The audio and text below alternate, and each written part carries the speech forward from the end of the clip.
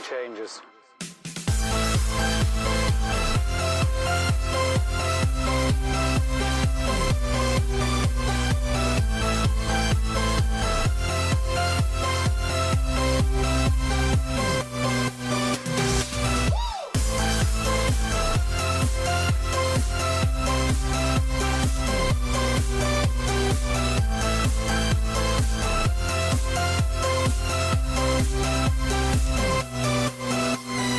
Life.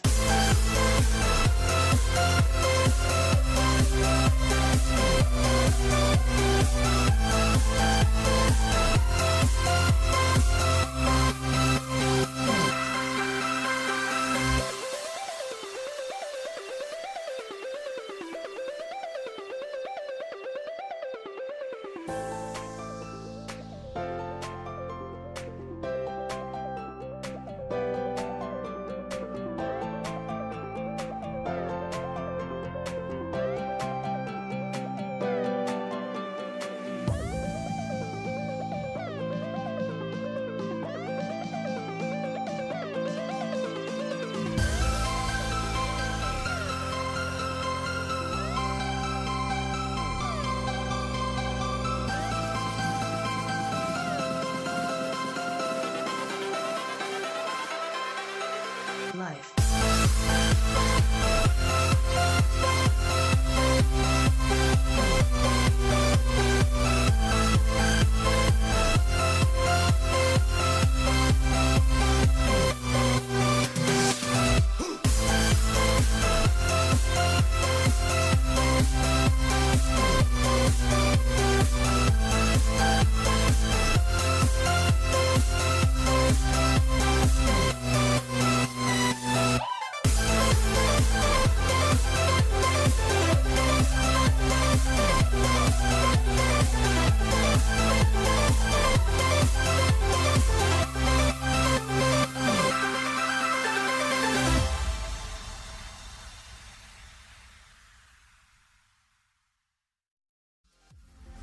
I was fine when you held my hand. I was fine when you pulled me down. You said the stars would answer. You said our prayers were written down. I was fine when you pulled me in. We were forced to be human, and then the world came after, and I had never questioned it. And they said it was wrong.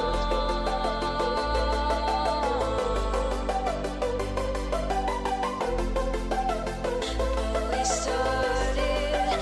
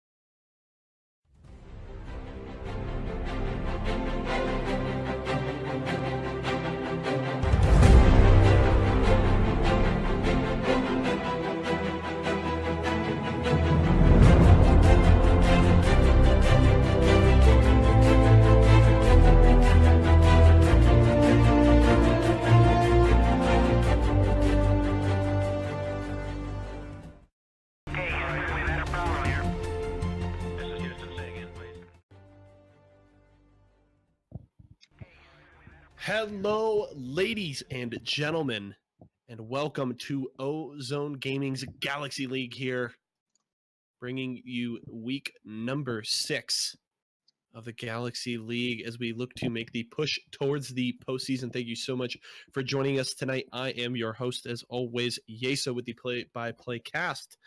And joining me, I will have a couple of gentlemen joining me on the desk tonight, but for your first game, it will be Freelance, the head honcho of Ozone Gaming. Freelance, welcome to the casting desk. Good to have you. Thank you. Good to be here. Certainly going to be a fun cast tonight. We will be bringing you 2 games here from the Galaxy League. We will start off with Impulse facing off against Ragnarok, and our second game tonight will be a double helping of Impulse, as we will see Zion face off against Impulse. So we will get to double down on Impulse games tonight, so get excited for that. But as we focus in on our first game here, I do want to direct everybody over to a couple of things before we get started here. One, obviously, thank you so much for joining us. The easiest way for you guys to support us here at Ozone Gaming is to just come out and watch every week. We're live every week at about 4:45 Pacific, 7:45 Eastern Time with all your Ozone Gaming action right here at twitch.tv/Ozone Gaming. So that's one of the easiest ways to do that. Also, you can consider following and subscribing. Those buttons are at the top of your screen. So go ahead and check that out as well. The donation link for us is in the description as well, if you would like to support us in that fashion. If you guys want to join the Ozone Gaming Atmosphere Gaming Center Discord server, the link is down there as well. You can just click on the picture, and that will link you directly to the Gaming Center Discord if you guys want to join us in there. If you want any news, stats, schedule, all that good stuff about the Galaxy League and Ozone Gaming as a whole, you can head over to ozonegaming.com. That link is down there as well. And finally, I do want to thank our sponsors, League of Mentoring, for helping us out so much this season. They're an educationally focused server within the League of Legends community whose purpose is to offer quality coaching free of charge. The mentor team consists exclusively of mentors of Diamond 3 and above, so you don't have to worry about scrubs like me coaching you, all of which have gone through a trial period in order to receive their role. League of Mentoring and their mentors are offering a broad series of specific tools designed to help you in your ranked endeavors, which mainly include VOD reviews, classroom sessions, Q&A, lane discussion, infographics, tier lists, educational videos and streams, anything you can think of, they've got it. And they can help you with that ranked grind. For more information regarding coaching sessions, please click the League of Mentoring logo in our channel description to check out their Discord server. Please support them, guys. They have given us a ton of support, and we certainly appreciate and hope that we can reciprocate that as best we can. But as we focus in on tonight's first game, Impulse versus Ragnarok, coming up here in just a few moments. I want to hit you with that roster rundown on the blue side for this first game will be Impulse. Their top laner is Vercom's E-Girl. Jungle is Sharkleberry. Their mid laner, Barack Obama. Their captain and AD carry, Accelerate. And their support is Laserbite. They also do have substitutes Average Bananas, Large Oranges, and Vercom 12. And on the side of Ragnarok, we have Aragon 97 in the top leg, Crimson Kappa in the jungle, Deathmark in the mid lane, Second Amendment at ADC, and Colt 29, I believe, is going to be playing support tonight. Subs are Retribution and Finding Nami. All right, one thing I want to direct everybody to right now, as I mentioned, we are into week number 6 of the Galaxy League, so only a few more weeks left before we hit the postseason. So every game is obviously extremely important as these teams finish out that stretch run, but make sure to head over to ozonegaming.com and check out under the Galaxy League tab. You can see the current standings. Now, there are a few games pending. Some teams have been forced to reschedule games, but as of right now, the standings look like this. We have Requiem sitting in first place at 9-0, a perfect record, the only one left in the league. They do have one game pending that they do need to take care of. Now, Nitrogen is sitting in second. We saw an impressive week from them last week. They're 7-3. followed up by Ragnarok, who you will get to see in your first game at 5-3. They do have 2 games pending there. Zion and Impulse follow them up at both 5-5. After them is Aztecs, sitting at just over 500 at 5-4. They still have 1 game pending themselves. Behind them is Instinct in 7th place at 2-8, and Carbon down at the bottom at 0-10, still looking to grab their first win of the season. So certainly hope that they can figure some things out and put a couple of wins together to hopefully get some momentum going before we hit the postseason. Yeah, for sure. Carbon is a team that I think everybody's rooting for. Unless you're playing against them, I think everybody wants to see them get a win. They still will make it to playoffs. Every team does make it to playoffs, but I think it would be really good for Carbon to pick up a win before playoffs. But as a whole for Galaxy League, tonight is actually a really important night in terms of seeding for playoffs, because you have several teams who are within a game, half a game, and these games tonight can really determine where you end up in terms of seeding. If you end up moving up into the second place spot, you get a bye all the way in semifinals. Third, fourth place, you get a bye into quarterfinals. So that can be a big difference in your playoff run. Yeah, I couldn't agree more. Every spot you can climb up those standings can be very, very significant. You do want to make your way higher on that bracket as best you can, because those 5th to 8th seeds will really have to run the gauntlet if they do want to get to a semifinal or finals berth and hope to grab a championship. They will have a lot of games ahead of them, and the road is just that much easier with every spot you can move up the standings. So, as you mentioned, every single game is just that much more important as these teams look to finish off the rest of the regular season. Yeah, for sure. Tonight we do have Impulse and Ragnarok. As you mentioned with the standings, Ragnarok is currently sitting in 3rd. They did not play last week, however, so it's going to be interesting to see how well they'll do versus Impulse team who ended up going 2-0 last week. And overall looked pretty good last week. I think that this is definitely going to be an interesting game, and I think really could be the mark of where Impulse will be at the end of the regular season. Yeah, it will be interesting to see with Ragnarok, as you mentioned, not playing last week, but you have Impulse carrying a lot of momentum, a lot of confidence after that 2-0 week last week, starting to really make a charge up the standings and looking to, break into that top 4, where you can, avoid that first round at the bottom of the bracket. And so I think Impulse is obviously very highly motivated. They're going to be feeling very good coming into this game. So, and then you've got Ragnarok coming in essentially cold. They haven't played an official match in 2 weeks. So they're really going to have to come out. I don't know if guns blazing is the right word, but they need to be ready for Impulse to come out that way, because I think they're definitely going to be feeling very good after the last week. Yeah, for sure. Ragnarok overall has been a team that's been having good weeks and then bad weeks. So it's going to be interesting to see what Ragnarok team we get out here. And versus a hot Impulse team, I definitely think the momentum is on Impulse's side here. It's going to be interesting to see how the draft phase goes, because this week Kaisa is enabled. She wasn't last week for us because the patch dropped on the game day, so we didn't want to allow that through. But this week she is, as well as picks like Olaf and potentially even a Volibear coming through as high priority picks out of the jungle too.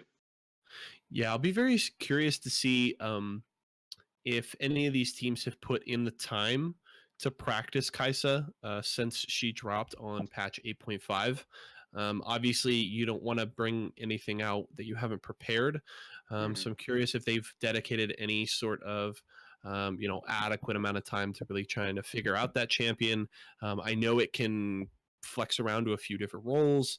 We've seen it in mid, even jungle a little bit, as well as kind of her mainly intended role as AD carry. So there's definitely plenty of spice around that pick that we could possibly see coming out tonight. For sure. I think tonight we're most likely to see it coming out of the AD carry role. Looking at the junglers for the 4 teams that we have on stream tonight, none of them really scream as someone who's going to bring out a surprise pick, and will bring out something like a Kaisa, who so far in solo queue hasn't seen a lot of success. She has the lowest win rate of any ADC on this patch, so it's going to be interesting to see if any team is willing to pull it out. I think the most likely role is going to be at ADC. So. Yeah, and these best of ones, it's interesting. You can see teams try to bring out some special picks and some interesting strategies. So I wouldn't be surprised if a team just tried to bring out the Kaisa to maybe throw the other team off guard. Maybe they just haven't prepped against it. They don't necessarily know exactly what to expect. So I definitely would be surprised to see a pick, but we'll just have to see if any of these teams feel comfortable enough to pick that one up. Yeah, for sure. I'm more looking at Accelerate as the person in this game who I think can bring it out. Impulse has a lot of flexibility in how they can play around their team. Vercom's E-Girl can carry some games at top lane. Brock's a big damage contributor from them, and Accelerate has been one of the rocks on the team for the entire season. So you could potentially see Accelerate pull out something, but I'm not totally sure if, like you said, if they're going to be comfortable on it, or if Ragnarok is even going to let it through if they want to face it. So, Well, yeah, it's going to be very interesting tonight. Yeah, definitely curious to see just how that one shakes out for this first game. We should be into Champions League for this first one here momentarily, so just hang with us for just a few moments, folks. We're trying to just get all the players into the lobby so we can get this one prepped and ready to go.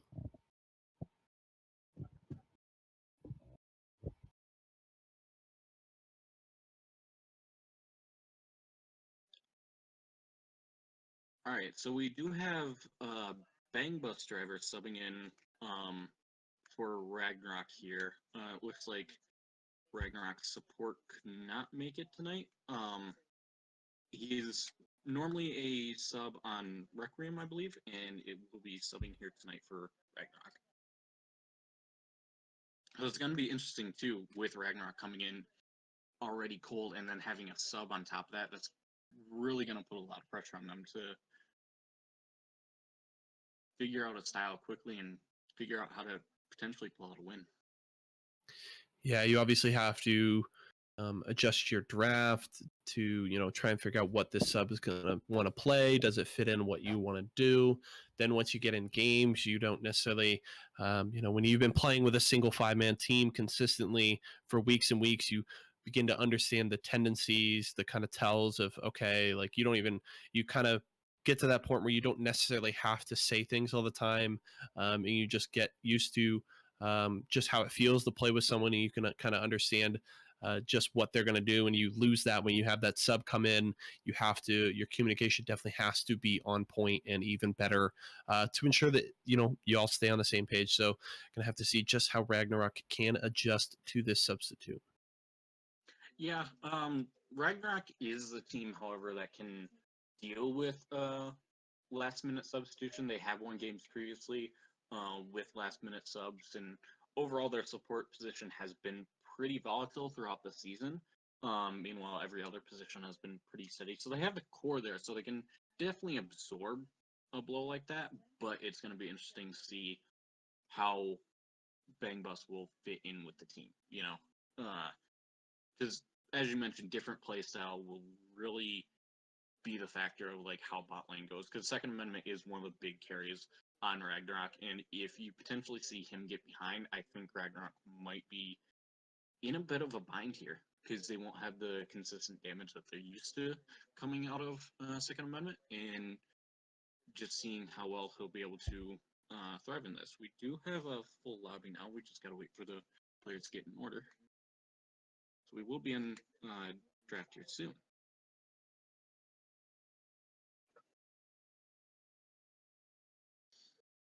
And Ragnarok will lose one ban due to their players not being in the lobby on time. So it should be the first ban you will see blank before then. So yeah, that's definitely going to affect the strategy here for Ragnarok.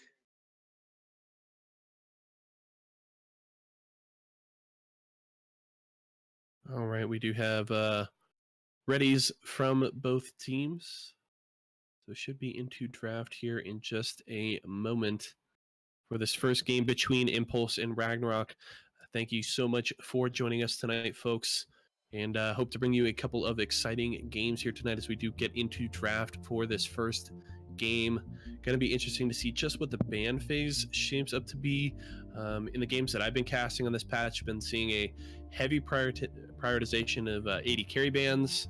Xayah has been a very coveted pick in draft, especially that Xayah Rakan bottom lane. So I've seen a lot of red sides just forced to ban out Xayah because she's definitely the stronger pick out of those two on her own. Rakan certainly suffers a little bit losing his engage range when he isn't paired up with the Xayah, but that Xayah is still so potent even on her own. So going to be curious to see if Ragnarok does choose to ban that away, because I would be surprised to see Impulse pick that up for Accelerate with a first pick, but we'll just have to see as the Tristana and Veigar banned away by Impulse here. And now we'll get to see Ragnarok's first choice for a ban. Yeah, touching on the Xayah Rakan point, Accelerate and Laserbite do have a history of playing that. Accelerate does have several games played on it already this season. And I definitely think that's going to be a very viable option for them. And it's going to be interesting to see what Ragnarok does with only having 2 bans, if they want to ban that duo out and potentially leave something like Gnar up. Yeah, that was okay. Interesting. That was one ban. Okay, it looks like that may have been a just misbanned there on accident, so looks like we will get a remake so that... Okay, looks like someone DC'd here.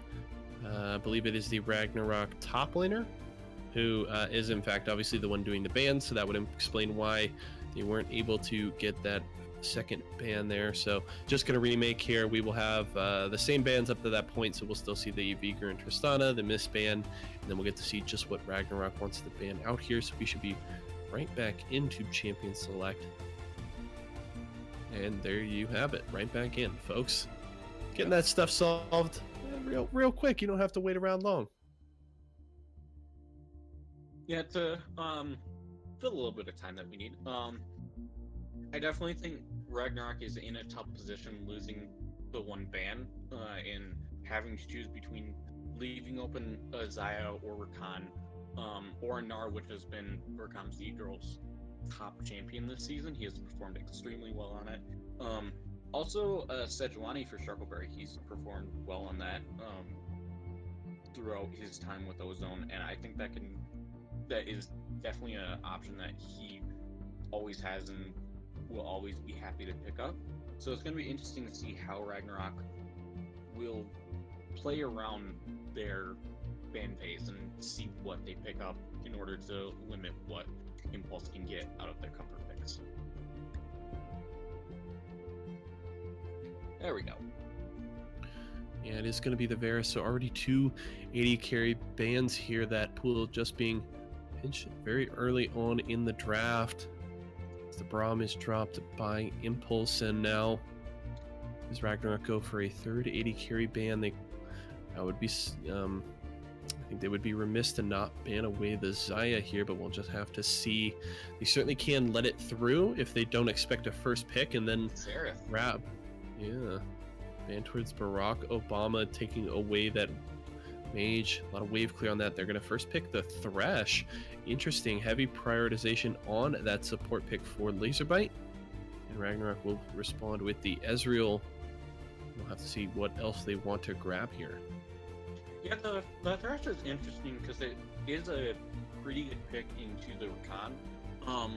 It's not a extremely hard counter, but it can perform very well. We do see a Hecarim locked in here too, and the Sejuani, as I mentioned. So both junglers locked in here too. Yeah, a couple of junglers here with some fairly good engage.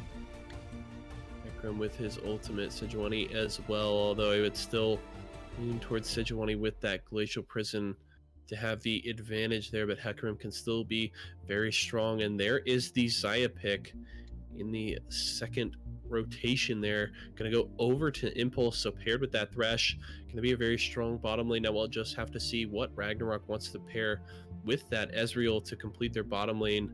See if they grab it now or wait until the second phase.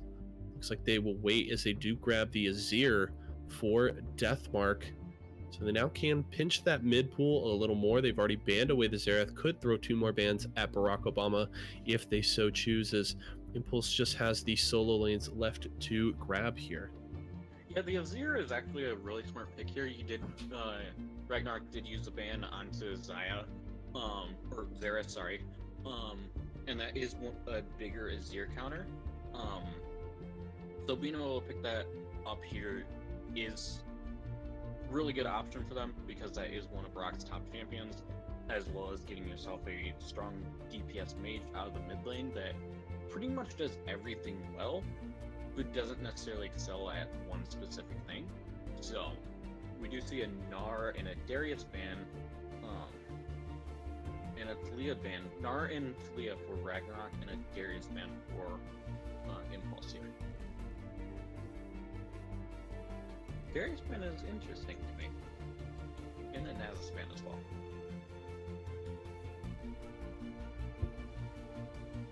Now we'll just have to see what does Ragnarok want to grab here with this first pick. Now they just have their top lane and support left to grab here. Looks like it will probably be the support, as they're flashing between about a dozen different ones, and it will be the Tahm Kench here to provide a lot of safety for the Ragnarok backline, as well as some pick potential once Tahm Kench gets access to that ultimate.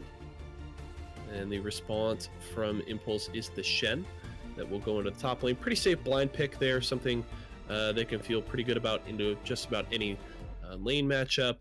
And I definitely, if they wanted to take the Shen, I definitely agree with the Nasus ban, especially, considering the Shen can't really put a lot of pressure onto the Nasus. So, Nasus essentially gets a free farm, free scaling lane there. So I think a pretty smart ban by the side of Impulse. And then the composition completed by Ragnarok here, as they do grab the Camille for Aragon 97. Definitely a very strong champion in lane, especially once she grabs her Hextech ultimatum. But the Shen should be fairly good at dealing with that, and should be just pretty safe in that 1v1. Yeah, Shen should be fine in this lane. Overall, I don't expect to see much happen up there outside of ganks. I don't think there will be a lot of kill pressure on either side. Looking at the comps overall, we do... Gonna have to remake one more time. Oh man. Looks like we had another possible disconnect here. Yeah, looks like it was definitely this time. We will have the same comps come back up once Deathmark is back in. So looking at the comps, we had Shen, Sejuani, Victor, Xayah, and Thresh on the side of Impulse here.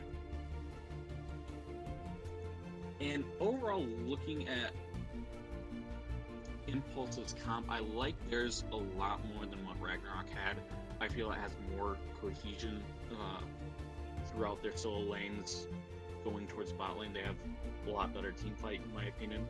And I think overall they're in a pretty good spot to have the type of game that they normally want, of get a lot of kills and just snowball through that. And looking at Ragnarok's comp, which was Camille, Hecarim, Azir, Ezreal, and Tahm Kench, I feel like there's a bit of a disconnect between the top half of the map and the bot lane. Bot lane wants to play safe and doesn't really want to have a lot of pressure. Meanwhile, you have a Camille top lane, which is usually wanting to go aggressive, and that's after a Shen pick, which I don't think is the best case scenario for a Camille. But that could be a champion pool thing for Aragon, just not having the champions to deal with the Shen in the manner they want to. Hecarim, I know, is one of Crimson's best champions, but I feel like isn't super great in the meta right now, and overall the comp feels very weird to me from Ragnarok.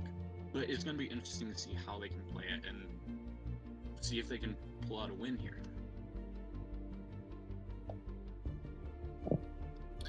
Yeah, I'm going to have to see just what they can do with what they've put together.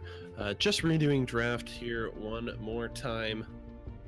So bear with us just for a couple moments, folks. It's going to be still a few more minutes until we get into game. But the good thing is that both of these teams know exactly what they're going to pick this time around. So hopefully should be very, very quick.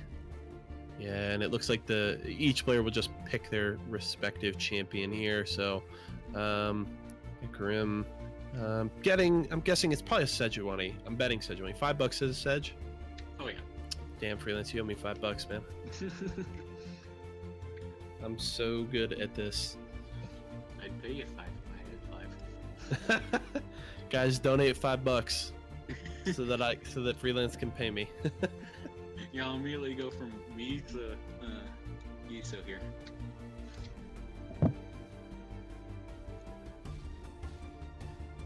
So yeah, overall, I like the champions individually from Ragnarok. I just don't know how well they'll play together, because I don't really see a lot of CC 14 fights outside of a good Azir Wall and a good Ekramol for Ragnarok here. And overall, Ezreal Tahm Kench, I just don't think will provide what Ragnarok wants the bot lane to provide in this sense. So it's going to be interesting to see what they do in this game and how they potentially could get leads in the early game, because I think their best shot to win this game is try to just snowball through the early game and get Azir and Ezreal to the point where they're just doing an insane amount of damage to where Impulse can't handle it. Last couple picks coming through. Thresh, Tahm Kench, everybody's got what they need, and the countdown begins.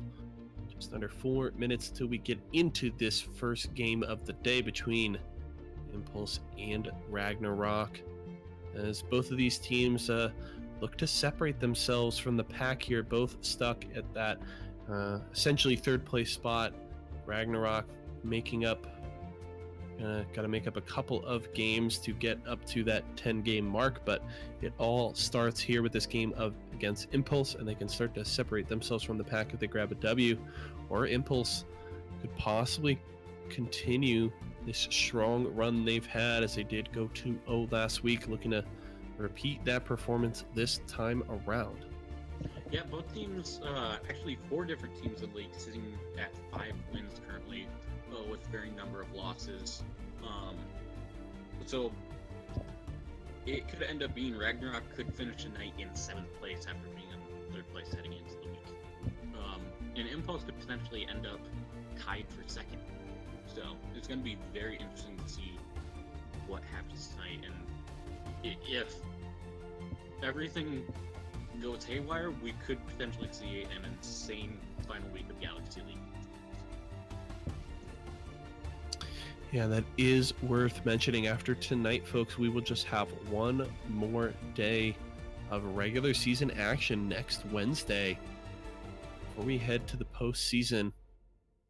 So we are right up against the wire. These teams jockey for positioning, looking to get the best spot they can for that run towards the Galaxy League Championship.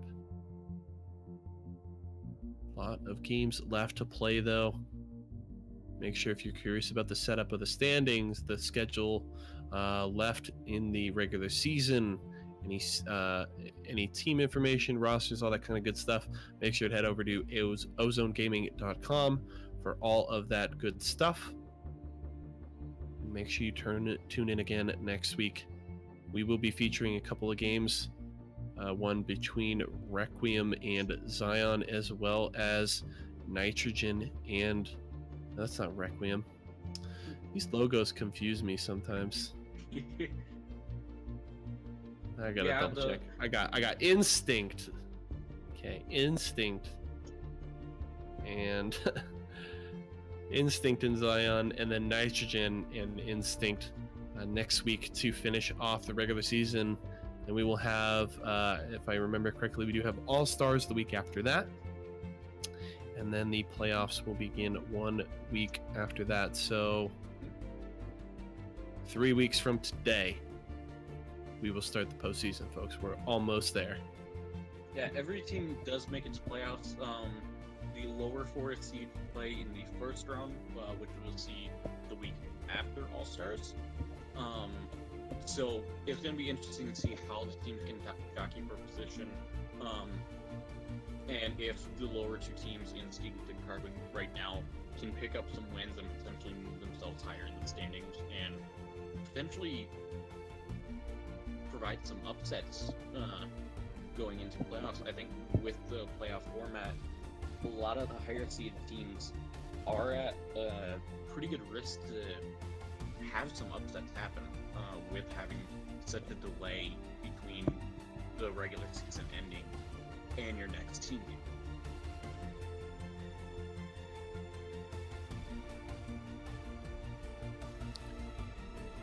All right. Spectator delay is done. We have made it, ladies and gentlemen. We are loading into this first game, Impulse versus Ragnarok, coming your way in just a few moments. Yeah, it definitely was a longer loading time than what was originally anticipated, but we are soldiering on and finally getting into game. Really excited to see this game, and hoping we see a very competitive game. It's all right, Freelance. I think we figured out that we can BS our way through 5 to 8 minutes of extra time getting ready for this game. So, it's good practice, right? Mm-hmm. Yeah, we're gonna need it for playoffs because those are gonna be 3 and 5 game series. So it's gonna be very interesting to see. Oh man, have you ever casted BO5? I have not casted a BO5, but I have played in a BO5, so I know how exhausting it is. You know exactly how exhausting it is. Yeah, it's about the same for both. Mm-hmm. Just a different kind of exhaustion. Oh yeah. I had played with a player named Arkson in one of the leagues that he played in. He ended up playing best of 5 series that went all 5 games, and the series lasted so long it was 7.5 hours. Oh my gosh. Yeah, it was not fun for anyone involved. By the 5th game, everyone was just like, I want to go home. I don't want to do this anymore. Please, Rito, when we get to best of 5s, please just give me like early game snowball meta. Please, like give me 25 to 30 minute games. I will buy so many skins. I will give you all the money. Just give me early game meta. I don't need 5 50+ minute games in a row. I will ruin myself. Oh my god, I don't think I could ask you to cast 5 50-minute games in a row. Well, the problem is I know when we're in playoffs, I'm going to be casting best of 5 Monday, best of 5 Tuesday, best of 5 Wednesday. That's what's really going to destroy me. So, oh boy. But that doesn't matter. We are not at the playoffs yet. We've got plenty of games yet to go, and we are on to the Rift for game number 1 here of the day. Impulse facing off against Ragnarok. Both teams, as we mentioned earlier, sitting at 5 wins on the season. And one of these teams will leave with their 6th after this match. Gonna get line of scrimmage starts here by both teams. Pretty standard. No 5-man invades. Yeah, both teams 5-pointing here. The one change-up we do see is Sharkleberry hovering in the mid lane, not showing what side he's starting on in 5.0 really overall doesn't matter, as you can walk to the other side of the map within 20 seconds and not miss anything. So yeah, overall a standard start here, especially with the lack of vision in the early game now. You're seeing teams be a lot safer and not wanting to take a lot of risks, and potentially start a snowball. Looks We'll like see both. Good. we will see both junglers here bot side, so it's gonna be interesting to see what happens top lane around the 3-minute mark. Yeah, the interesting thing is I think that Ragnarok was actually able to spot out Sharkleberry as he moved down towards his red buff, so they may have that information that he has started on his bottom side on that red buff. So we'll see if Crimson Kappa can do anything with that information here in the early game, or if it just serves to let them know that they're safe to just farm bottom to top to get this game going here. Now, Freelance, I want to ask you, just to start things off, talk to me about the laning phase here for both of these teams. Who's feeling like they can be aggressive, or do both of these teams just want to focus heavily on farming and trying to scale up where the advantage is here on the map in the early game? I think in terms of the jungler's path, and you'll see the first few levels for both top laners be fairly aggressive, with the other 2 lanes farming. But I think once it starts getting around level 6, you might end up seeing, especially Impulse's bot lane, as actually we do see it down the bot lane, but it'll just be some damage traded. I think once you end up getting around level 6, when Shen hits 6, Saya hits 6, Thresh has a box, you're going to start seeing a lot more action down bot lane, just because those are so powerful ultimates that can really change how the matchup goes. Yeah, Impulse actually able to force a flash out on the top side, but Sharkleberry kind of steps a little too far forward, will eat a few tower shots, and now Crimson Kappa has shown up, could force out a flash. There is Sharkleberry's flash. Does Crimson Kappa go for it? There's the slow. Sharkleberry does have the stun available. Vercoms, oh, and that's actually Sharkleberry staying a little too long. The top laners will take down their respective junglers. Aragon could be in big trouble here, and that's actually going to be the double kill for the Shen. Vercom's E-Girl going to get a very strong early start, grabbing both of those kills. Yeah, that was actually really well played by both sides there to be able to pick up the 3 kills in that fight. I think Aragon went a little too far trying to pick up the kill on Sejuani, but he did pick it up, so he will stay in at least a reasonable position in the lane. He won't be too far behind, which overall should help him. Gold, honestly, like, even though Impulse got the extra kill, it hasn't really benefited too much on the side of Impulse. It's only 200-300, which can easily be made up through farm, because we are starting to see a CS lead develop in the mid lane here too.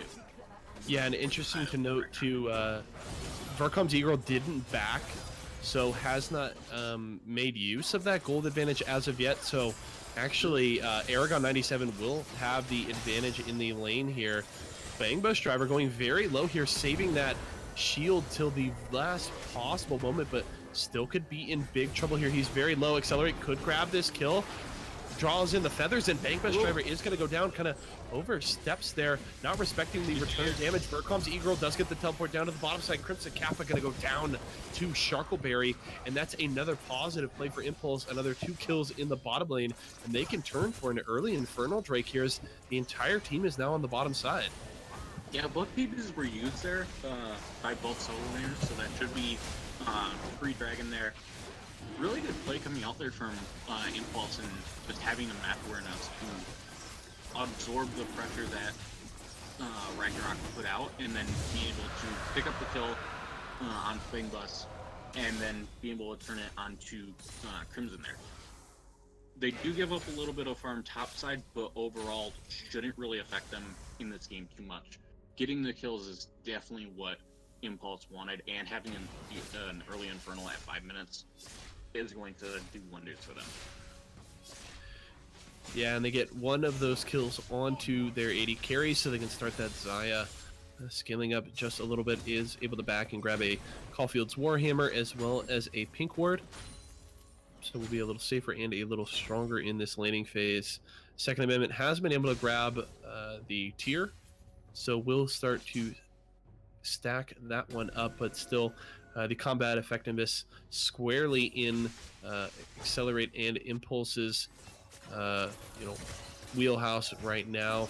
They can definitely look to fight here for the next few minutes. Level 4s across the board for the bot lane.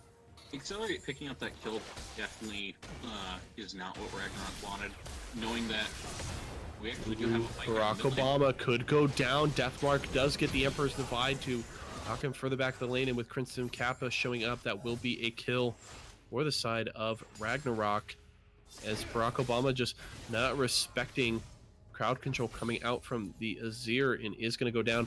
Actually saved his flash there. Yeah, Barack doing a good job just saving the flash there. He knew he was dead. Was a overextension by him to be in that position anyway. So good capitalization from the side of Ragnarok to be able to pick up that kill and extend the lead that Deathmark is getting here in the mid lane. He's currently at 48 to 25 CS. So that's going to be very beneficial to them, and overall he's in a pretty good spot this game. It's just a matter of will he be able to stabilize the other lanes and get the team into a position to get into late game.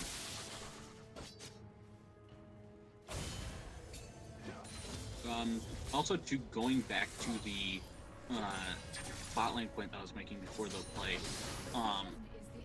Zaya having kills over Ezreal this early definitely hurts the Ezreal. Ezreal isn't under a lot of kill pressure necessarily, but he will lose a lot of lane pressure, and I think you could see an early tower taken here, especially with Sharkle just hitting 6 and having a Shen with ultimate on the side of Impulse. You could see a bot lane dive or even push for the tower, which could really open up the map here for Impulse.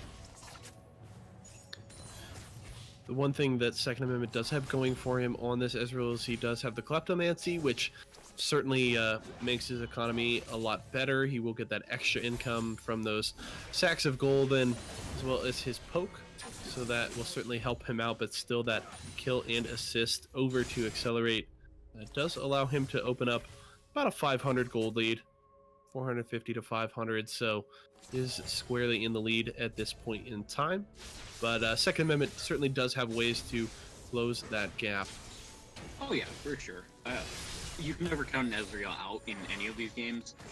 It's just a matter of can he survive the early game to get into that 1 item and 2 item power spikes and just be able to be a monster once he gets to that point.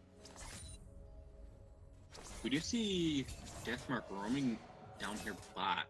He will be spotted out though. Yeah, easy for Impulse to just back away. And that just essentially means a little bit of wasted time for Deathmark. He'll walk his way back towards the mid lane. Could get collapsed on here by Sharkleberry and Barack Obama. Now, Crimson Kappa is very close by. Force the flash, though. Deathmark has to escape from the 1v1 against Barack Obama, and that will be a Summoner Spell down.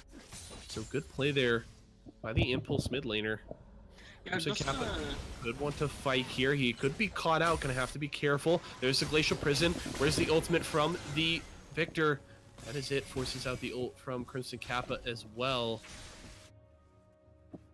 Yeah, that's a bit of disrespect from Ragnarok, not respecting how much damage Victor could put out here, as well as not exactly knowing where the Sejuani is at. They don't have any vision into the blue side jungle. And overall, I think them attacking that way really just wasn't a smart decision from them.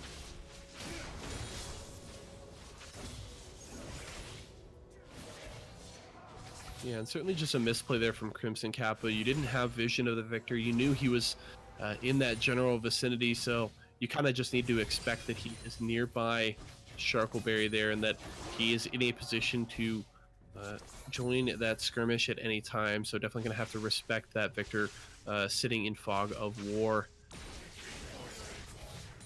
Yeah, Brock is doing a good job too of maintaining his CS in this lane, even though he's still down.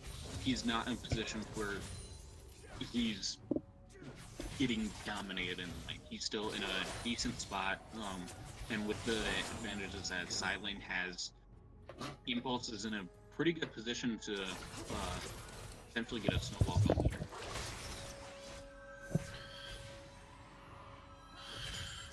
Not a lot more action happening in the lanes though as of yet, but it could change right now. Here comes Crimson Kappa. That's the flash from Bang Bus Driver. It's going to exhaust Laser by good flash there from the Thresh. Does avoid the CC, and there's the ultimate coming from Vercom's E-Girl. The death sentence will miss, but Crimson Kappa's going very low. He is going to get munched up by Bang Bus. Spit out. Vercom's can't quite chase him down in the accelerate. Damage not enough, but they will be able to take down the Tahm Kench. So still one kill in favor of Impulse in that fight. And the next Drake is in fact alive, and looks like the entire team will collapse on that once more with the Shen coming down. It's a second Infernal that is huge for Impulse here as they continue to stack these Drakes. Yeah, with the stronger Elder Dragon, like, this has got to be amazing for Impulse going forward in this game. Just be able to pick up 2 early Infernals and be in a position to where they, if they need it, they can get a very strong Elder Dragon, and if they get to the point where they need a second, they'll be insanely strong for them already. So, but yeah, the fight down by, it just looked like Ragnarok didn't realize Shen had ult, or wasn't sure if he had used it yet, and overall just got caught diving too far, and just getting caught by the Shen.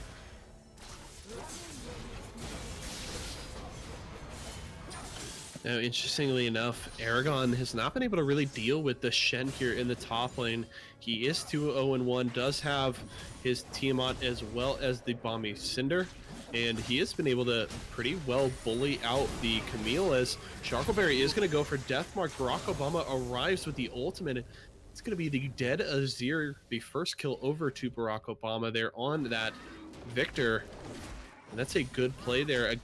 Another instance, honestly, of Ragnarok just not respecting Impulse there and not realizing that, you know, Victor isn't in vision, which means he's probably pretty nearby in Fog of War. At least you need to expect it. Yeah, Impulse is doing a good job moving Sharkleberry around the jungle, and he's doing a really good job at capitalizing on plays that he sees and just being able to rotate that into objectives. As Impulse is now grabbing Rift Herald here. They should be able to use that either bot lane or top lane and be able to just break the first break here. Laser is top lane here too. Ooh, great. Death Sentence is going to catch Aragon under tower, force the flash away. Going to try and get out of this. Does use the Hextech ultimatum, but Vercoms has dropped tower aggro. Walks in, one more empowered auto attack, and that will be the kill over to the Shen. Down goes Camille. That's a 3-0-1 Shen. He's going to be very, very big here in the early game. Should get very tanky quickly, and it's just going to be very difficult for Ragnarok to deal with that Shen when he is just using his Staying United all across the map. Second Amendment very low here, trying to go after Accelerate, but he's actually going to lose his life. The sustain almost enough, but Accelerate will be shut down by the tongue of Bang Bus there. But still, a 1-for-1 trade. Can't complain about that. Yeah, that's actually good for the side of Impulse there. Being in a 1v2 situation, being able to pick up a kill there is really good. We do see a hook here.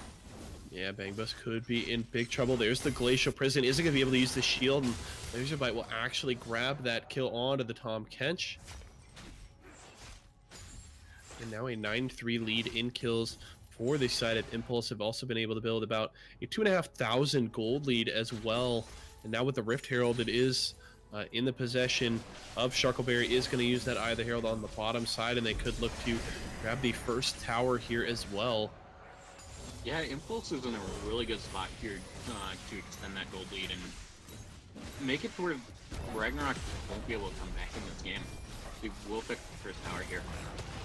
Yeah, it is going to go down, and that Rift Herald is actually still pretty healthy. They have a little bit of a minion wave left. They could look to push, but instead they're just going to back off, possibly look to play towards the mid lane here as Deathmark is very far forward. He is going to retreat to the top side river, but that will still mean that Impulse has the inside track on this mid lane and could look to get it pushing. Yeah, Impulse doing a good job just rotating around the map and exerting their dominance in this game. They have a 4,000 gold lead at 16 minutes with 2 Infernals, so they're extremely strong right now, and they have a lot of kills all across the board, so overall, I really like how they're playing this game, and I think that they're in a really good position just to snowball this game out of sight. Going back to a couple of plays that we saw down bot, the 1-for-1, I actually think that was a bit of a misplay there by Bang Bus Driver. He ended up using his Tongue Lash to pick up the third proc rather than the stun onto Accelerate, and then used his Devour to... Yeah, we are going to get a dive on the top side. However, Aragon going very could be in big trouble here. Is going to get a lot of damage onto Laser Bite there, but Accelerate still able to grab that kill. Now trying to back away, does get the double kill onto the jungler. Crimson Kappa goes down now. Bang Bus Driver trying to get away. Sharkleberry looks like he's going to take down the tower. This should be a free kill. Accelerate, get over there and help your team. Deathmark has arrived, however. Laser Bite going to try and take him down with the assistance of his AD carry. Emperor's Divide isn't enough damage. Deathmark forced to flash away. Uses the cleanse. They're not very necessary, but is able to get away, and there are some very low members of Impulse still in this top lane, but still they're able to get the 2-4-0 here. They're going to feel very, very good about that. I am shocked only 2 people died in that fight. I thought that was going to be a bloodbath. Yeah, I mean, the Azir arrives, and there's, 2 members of Impulse at less than 200 health, and sadly, the Emperor's Divide isn't enough to take them down, in the chain CC forcing the Tahm Kench to eat up Deathmark's Azir and run away, so he wasn't able to finish off those kills, but it saved his life. He would have definitely traded his life for 1 or 2 more. So yeah, if you're Ragnarok, you definitely will like to pick up those 2 kills and get the gold for that.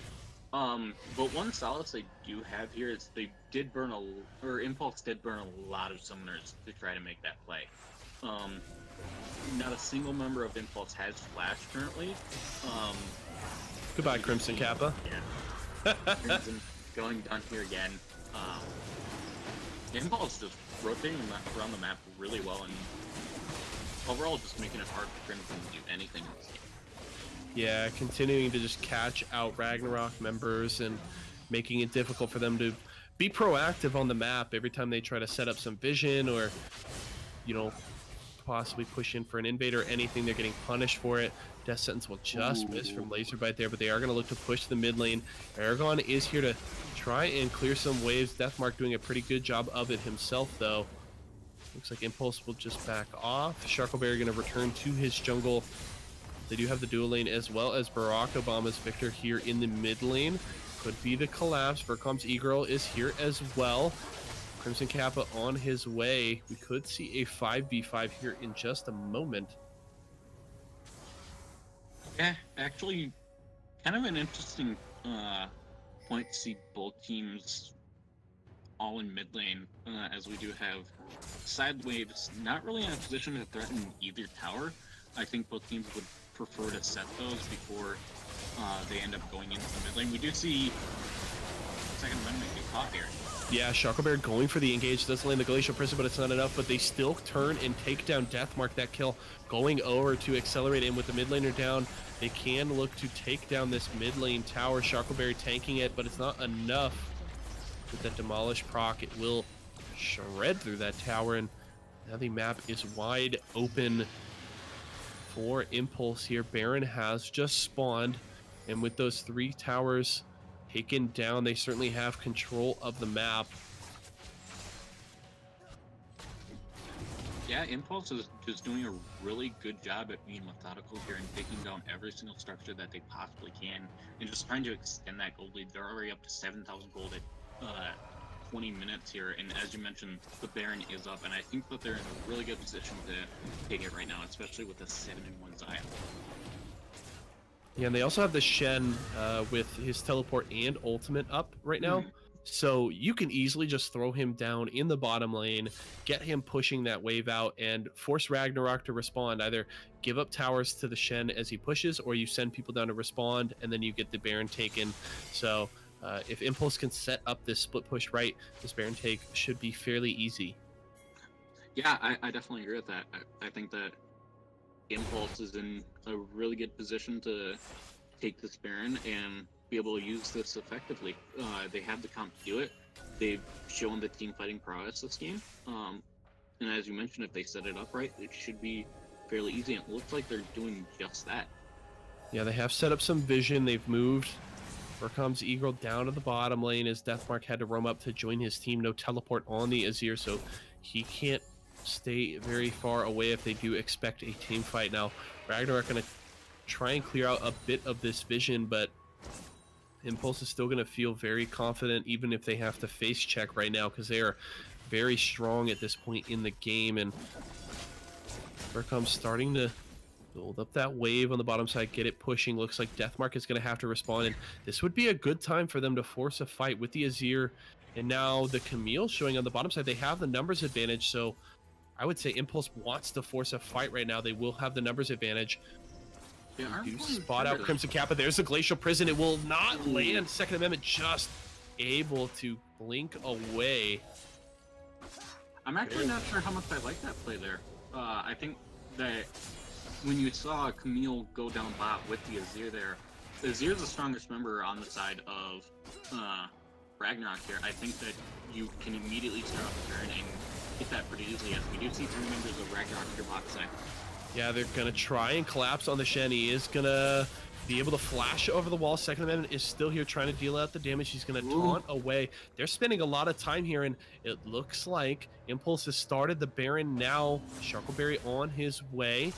Crimson Kappa trying to get there. Vercom's just buying time right now as Aragon is focusing on the kill instead of the Baron. And actually, Crimson Kappa was able to force them away. I don't know about that. They should have been a lot more confident there. And Burkham's will actually go down for essentially nothing here as Ragnarok is able to grab that kill, and now they're going to look to push in mid. Laserbite taking a lot of damage. There's going to be the dive from Aragon, and that's the kill to Second Amendment. Now the fear onto Sharkleberry in big trouble. The Hextech ultimatum is going to lock him in, but actually the Camille will go down, accelerate, trying to retreat, trying to get as much sustain as possible. Down goes the Tom Catch. There's Deathmark, and Barack Obama able to show up and help secure the kill as Accelerate, perhaps his 8th of the game. Impulse able to turn that fight around 3 for 2 in favor of the blue side, and now they can look to push again. Yeah, that was definitely misplays on both sides. Ragnarok did a really good job of making sure that they got something out of the play, and stopping Baron I think was more of a bonus for them more than anything. But then they just overdove. Like, they didn't focus on getting the mid tower after they picked up the kill on Thresh. I think that they would have been much better off just backing off and making Accelerate go heal, because he could have stayed and defended the tower. You get an easy tier 1, and you overall just get the net gain of the 2 kills and the tower gold. And I think that in the position that Ragnarok is in, you have to be able to realize what plays you need in order to get back in the game, then focus on making plays like the dive that they made. But I think that was just too much for the situation that they're in right now. Now Impulse looking to continue to stack these Drakes. It's now a Mountain Drake that has spawned. They've turned on it now. They're going to take this one down essentially for free. Ragnarok does set up a little bit of vision around the Baron, but still not confident enough to go for that take, especially with the Azir on the bottom side of the map. Curious to see what Impulse now does here. Stalling would not be to their benefit, so I would expect Impulse to go for some proactive plays to try and force Ragnarok's hand here, make them face that gold deficit. could look for a fight here as they are starting to group up. They're moving up towards the Baron. Are they going to go for a collapse on Aragon? Or they're just going to go to clear out some of the vision on Baron and set this up again. Impulse needs to do this Baron dance right. If they do see a member on the bottom side, they should force a fight. But it looks like Ragnarok wants to keep all 5 here, willing to let the Shen possibly push. Now Impulse needs to force the Baron. Make Ragnarok come to you. All 5 members are here. The Shen can continue to push. Okay, now they can back away. Let the Shen push. He's onto the tower, taking down the minion waves. Once you see a response from Ragnarok, then you go for the Baron. They're all waiting in the brush here. This could be the plan. Yeah, I like the play here from Impulse, as we do see Deathmark taking a lot of damage there. Second Amendment, the Glacial Prison misses again, but Laserbite gonna go age munched up, though. Second Amendment will just escape there thanks to the Tahm Kench. And this is another misplay here by Impulse. As soon as you saw the Camille on the bottom side, you should go to Baron, and then you force Ragnarok to decide, do they try and fight you 4v4 to get you off the Baron, or do they just cede the Baron to you? So Impulse needs to work on this Baron dance here, as they have not been able to really force Ragnarok's hand yet. Yeah, I don't think that they realize that the 2 Infernals that they have in the mountain, they'll take the Baron extremely fast. Like, they can easily start up the Baron, and if they have Shen bot side threatening, they can easily take it before Ragnarok can even react. And also, in worst case scenario, if you have to take a 5v5 fight at Baron, the Shen can arrive really quickly. He has Stand United available. It's not going to take him long. Now here comes the Hecarim trying to dive into the team, but he's going to take a lot of damage. They're trying to run away. There's the flash from Barack Obama. Isn't going to be able to take down Crimson Kappa. He's going to barely escape with his life. And Deathmark walking a knife's edge in the front line. He's at about half health here. Is going to have to be careful, because Accelerate can take him down fairly quickly if he is not careful. Now Shen pushing on the top side here, looking to grab a tier 2 tower there, escorting a minion wave into that tier 2. You know, Go ahead. One thing I'm realizing this game is I wish Ragnarok had a Corki, because then we would have gotten the Triforce Quadfecta rather than the Triforce Trifecta. Because we have Camille, Hecarim, and Ezreal with Triforces on the side of Ragnarok. Yeah, I don't know. I feel like Trifecta is the perfect place to have that, but maybe that's just me. Yeah, but I mean, Quadfecta is always better than Trifecta, right?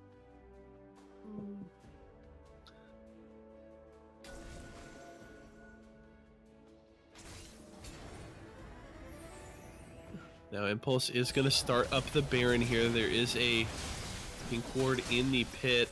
Laserbite should use that Blast Cone. He actually won't. So Ragnarok does have a way into the pit here. They can go over the wall. Here comes Deathmark, damage over the wall, but it's not enough. Baron will go over to Impulses. They're finally able to secure that objective, and now here's the problem. Burkoms is in the bot side, has Baron buff, can take towers down very quickly. Deathmark's actually going to go down. Accelerate, playing like a madman, just aggressively stepping forward in 1v1s the Azir. And now it's a 5v4 in favor of Impulse. They're going to look to push down the mid lane with the Shen shoving on the bot side. In honor of the 3 Triforces, that was a ton of damage. That was a lot of damage coming off from Accelerate. I think that definitely took Deathmark by surprise there. Just not being able to react in time to the damage that Xayah is doing. Being 9-1 is a really good position. Ragnarok or Impulse should be up 10,000 gold here if they are. Yeah, they're going to grab that inhibitor tower in the mid lane and just rotate down to the bot side. Should easily be another inhib tower, if not an inhib as well. They do have the minion wave behind them, along with the Baron buff. Ooh, good death sentence is going to land onto Aragon, but he's just going to be able to back away with the help of Bang Bus Driver's Tahm Kench. And they will just try and catch these minion waves as they approach their base. Impulse, in my opinion, playing a little too safe. You've got a 10,000 gold lead and Baron. You need to be playing more aggressively, in my opinion. Really force Ragnarok to fight you because you definitely have the advantage at this point in the game. Yeah, I agree. Like, if you're worried about side lane, Shen can easily go back and deal with him right now. He has the Titanic Hydra, as well as the Sunfire, so he's gonna clear waves really fast. He has the all-in TP to get the fights without a problem. So overall, I think that Impulse is playing a bit too passively. I think they're looking to play for the dragon here, and either get a game-ending fight off of that, or look for the Elder Dragon, considering that they have 4, but I think that they're in a position to where they really don't need it. Being 10,000 gold up, you should be strong enough to just take what you want, and as long as you play it smart, win the game off of it. And I just think they're playing a bit too passively here, and just not really realizing where the gold lead is at. Yeah, I mean, 10,000 gold, Baron buff, double Infernal. Like, they are hugely ahead in this game, and they just need to be confident and force a fight. I mean, they have the engage between, you know, a death sentence or a glacial prison to catch somebody out. So I think they really need to have their foot on the gas pedal here, and certainly do have the opportunity to finish this game before this Baron buff expires. They have 4 members now pushing on the bottom side. This should be pretty easy. Only Deathmark here to defend. Pretty good wave clear, but they should be able to take this tower down before he can do anything. He's not even confident enough to step up that far, and there goes the inhib tower. Glacial Prison will land onto the Azir. He does cleanse it, but it's not enough as Accelerated is able to grab that kill. God, like, is the Xayah Bang Bus driver going to go down to Barack Obama, and this could be the game here as Vercoms gets this 1v1 the Ezreal in the mid lane. They're going to grab a second inhibitor, and now Baron up minions are just going to flood into the base, although that Baron buff does just wear out, but they have the banner of command as well. They're going to turn for the Nexus towers, and this could be a 6th win here for the side of Impulse. A 2-0 week last week, and they're going to start off week number 6 with a W as they take down Ragnarok. Ragnarok going to get their last little aggression there, but they will go down, and that's the game over to Impulse. Yeah, Impulse playing really well here from the get-go, picking up 4 early kills, and overall just putting their stamp on this game and making sure that Ragnarok at this point. Great game there from Impulse, very much controlling the pace of that throughout, only giving up 6 kills, which I think is great as well. You know, we were critical of their, you know, hyper passive play with that Baron buff early, but you know, they were able to finish it off in a pretty clean fashion, so can't complain too much about that. So congratulations to Impulse on that victory, very well deserved. Great play across the board, but I do have to ask you, Freelance, for your MVP selection for that first game. I think it's between Accelerate and Vercom, but I'm gonna lean towards Accelerate. I think he had a really good number of plays this game. The 2v1 down the bot lane really sticks out, as well as the play onto Deathmark by the Baron, where he essentially 1v1'd Deathmark there. So I'm going to give it to Accelerate here. I just think that with his KDA, as well as the amount of damage that he put out this game, I mean, he did 12,000 more damage than everyone else on his team. So I think he's the MVP for me. Yeah, he was putting out just a ton of DPS on that Xayah. Played very well in that game. Able to grab an 11-1 and a 4 KDA there. So very impressive performance from the Impulse AD carry. Definitely a big part of grabbing that victory for the side of Impulse. And we are going to be joined now by Accelerate, the AD carry for Impulse after that victory. Accelerate, I have to ask you, just initially, after this victory, you guys obviously had the 2-0 week last week. You get to start off this week with a W. How is the morale of the team, and do you guys feel like, you know, you're going to stop anytime soon with these wins? Gotta resolve a mute issue here real fast.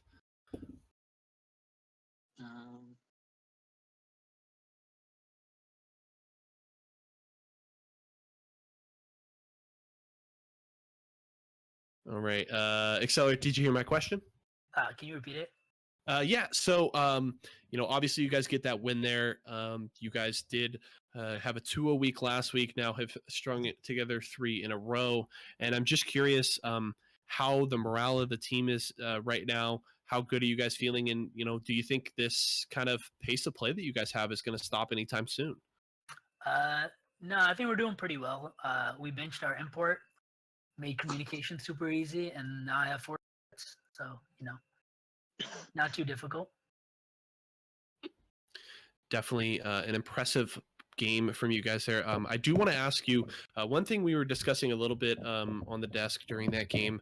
After you guys grabbed that Baron buff, it seemed like just getting that Baron buff kind of took you guys a little while. It seemed like you weren't quite comfortable with that Baron dance for a little bit until you finally forced it. And then once you got it, it seemed like you guys were playing super, super safe. What was the talk like in comms around your guys' kind of macro play for those about 5 to 10 minutes there? We kind of just wanted them to come to Baron to fight us because we were a lot stronger, but they were just kind of pushing up the side wave. So Sharko just decided that we might as well just go for it. And then once we did, we just kind of ran it down mid while Trap went bot. And then we were going to go for the inhib, but we figured it was just easier to take the extra tower and then clear out their jungle, and figured we might as well reset with all the gold that we just got from all of that. And I know for a while, we were having a little bit of issue with the Azir Banshees. So we were just trying to figure out a way to get that off of him so Sharko could land the Sejuani ult. And, he stepped up a little too far a couple of those times, and we were able to get it off. Well, definitely, regardless of kind of the slower pace there in the mid game, you guys still were able to very cleanly close out that game. So good job on you guys. My final question before we let you go to prep for your last game of the day, I do want to actually ask you about that last game. You guys are facing up against Sion, your last game of the week, and you only have 3 left before we hit the postseason. Anything about Zion that maybe concerns you, or something that you really feel like you have to respect going against this team as you prepare for your last game of the week? To be honest, I don't actually do any of the picks and bans. Our mid laner Obama does that, so I'm sure he's got something figured out. He's been doing a pretty good job so far. I think the last maybe 4 or 5 games he's been handling that, and we've been playing pretty cleanly. Our scrims have been going well, so I'll trust him to kind of just take care of that. All right. Well, definitely looking forward to see what you guys can bring out on the second game of the day. But congratulations to you and your team on that victory. Congratulations to you on the MVP selection. And we look forward to seeing what you guys could bring out against Zion in just a little bit here. Can I just make a quick shout out? Go ahead. Shout out to my dad, Abel, and my ape, Harambe. All right. Well, there you have it, folks. That was Accelerate, the 80 carry for Impulse after their victory there over Ragnarok, taking their first win of the day. And we will see them in just a little bit here facing off against Zion. Before we head to the break here, Freelance, I want to ask you any final thoughts on that match before we throw it to the break? I think Impulse played really well, and seeing them versus Zion, it's actually going to be really interesting to see what they can do. Impulse is actually in a position to tie for second, depending on the result of the second game of the night for Nitrogen, because Nitrogen did lose their first game. So this game has a lot more implications than what I thought it would have coming into it. And with their performance, I think Impulse is in a really good spot to get their 7th win of the season. Definitely going to be interesting to see if they can hop all the way up to second place. But they're definitely playing like a top team right now. So going to have to see just what they can bring out. But thank you so much for joining us tonight, folks. We are going to throw it to a little bit of a break here as we prep for Zion versus Impulse. But stick around and we will be back with game number 2 in just a few moments.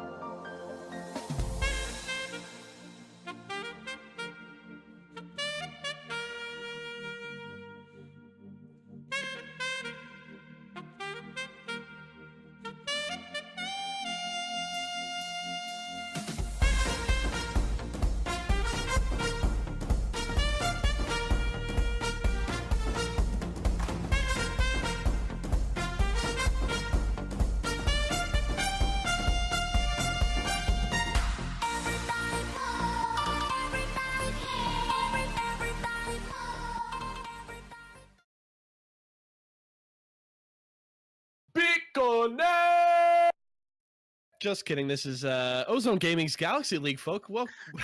Welcome back for Game 2 today between Zion and Impulse. We are here to bring you another match today. So excited to be here. Thank you so much for joining us.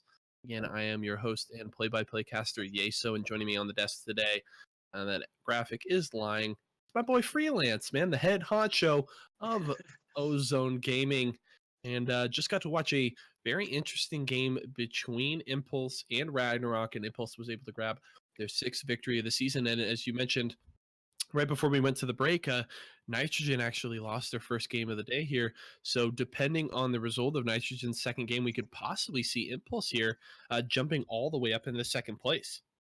Yeah, Impulse had a really good first game and overall looked dominant over Requiem. And with Nitrogen losing, if Nitrogen loses the next game, they'll be in a tie for second here. And I think Impulse is in a good position to tie with Nitrogen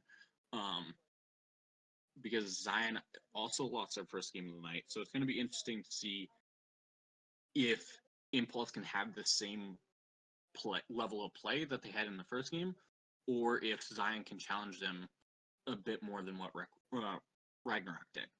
Sorry, getting my R's confused here. So right, if Impulse is able to bring out the same level of play that we saw from them the first time around, Zion's going to be hard pressed to take them down. I think they very, despite some of the pace issues that they seem to have there in the mid game, they had a good draft, played around their win conditions very well, and closed out a very clean game. Again, only dying 6 times that entire 32-minute game. So pretty just surgical on their part in that first game of the day. And if they can do that one more time here, Zion is going to have a really, really bad day. Yeah, I definitely think Zion coming into this game should really look at it as Zaya ban. Accelerate played really well on that, and they were able to pretty much just run through bot lane with the Zaya pick and just get Accelerate onto a comfortable ADC in team fights, as well as just having the bot focus allowed them to get a lot of dragons that game. I believe they had 5 at the end of it. Yep. And we had an elder spawn, so it would have been extremely scary if the game would have lasted 3 more minutes, just how much damage Impulse would have done. So I definitely think Zion needs to look at making Impulse change up their strategy and try to shut down Accelerate and get them to focus more on the top side of the map. So I'm expecting to see a heavy focus on the bot lane in the ban phase. Definitely going to be curious to see just how this one shakes out. But before we get into draft for the second game of the day, we are going to hit you with that roster rundown on the blue side for this game. It will be Zion. In the top lane is Fire Turtle. Sergeant Kappa roaming around the jungle for Zion. Tamed is their mid laner. Godo Kaio is their AD carry, and Sad Anime Boy will round out that lineup at the support position. And Impulse, you've already seen them once, but let's run through the roster again. Vercom's E-Girl in the top lane, Sharkleberry in the jungle, Barack Obama coming out of the mid lane, Accelerate, and Laserfight down in the bot lane. So nice, you say it twice.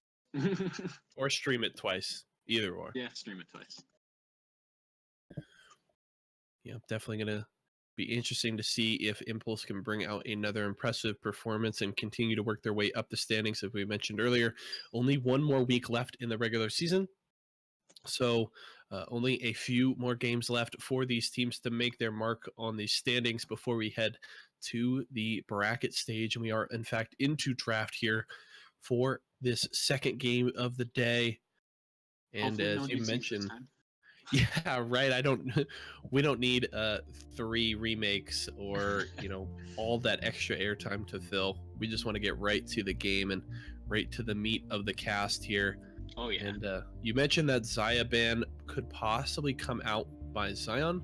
I guess the interesting thing here is, does Zion want that pick? Because they could certainly leave it open and possibly force Impulse to ban it away, and if they don't, maybe first pick it. But I think it would be very scary if Zion actually left it open and allowed it to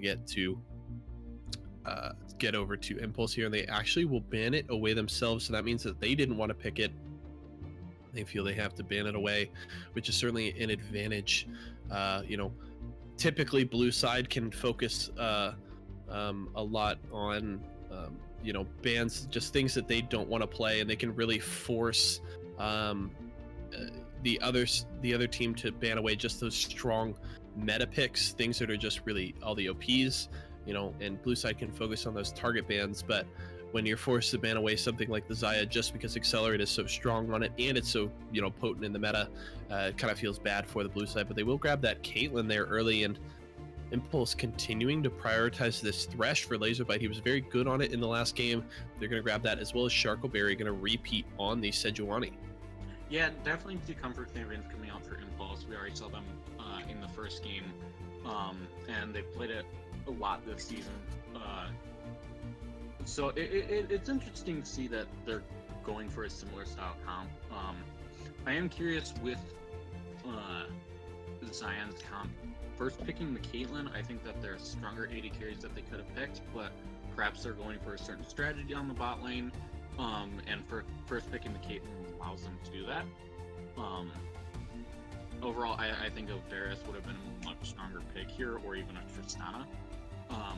Even though Tristana isn't as good as what she used to be, I think that there are better options than what a Caitlyn would be in this scenario.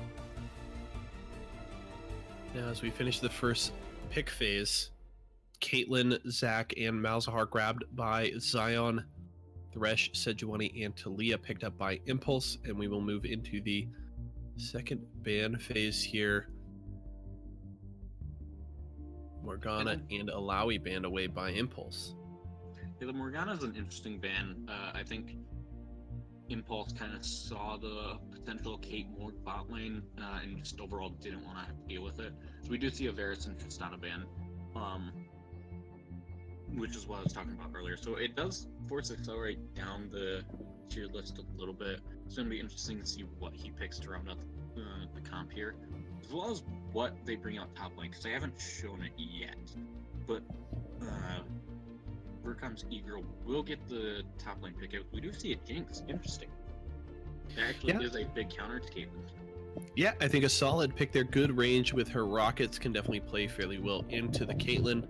One thing I want to note here, though, the Janna is available, a very strong dual lane Caitlyn and Janna, so I'm curious to see if Sad Anime Boy wants to pick that up. They do grab the Scion, can go top lane or support. Gonna have to see where they want to throw that big undead dude. It's actually gonna be the Bard locked in with the Caitlyn, so I'm going to the top lane, and now I honestly I want to see an aggressive top laner here into the Scion. Try and bully him out of the lane. No, it might just be the Nasus, though. They may go for the stacking here.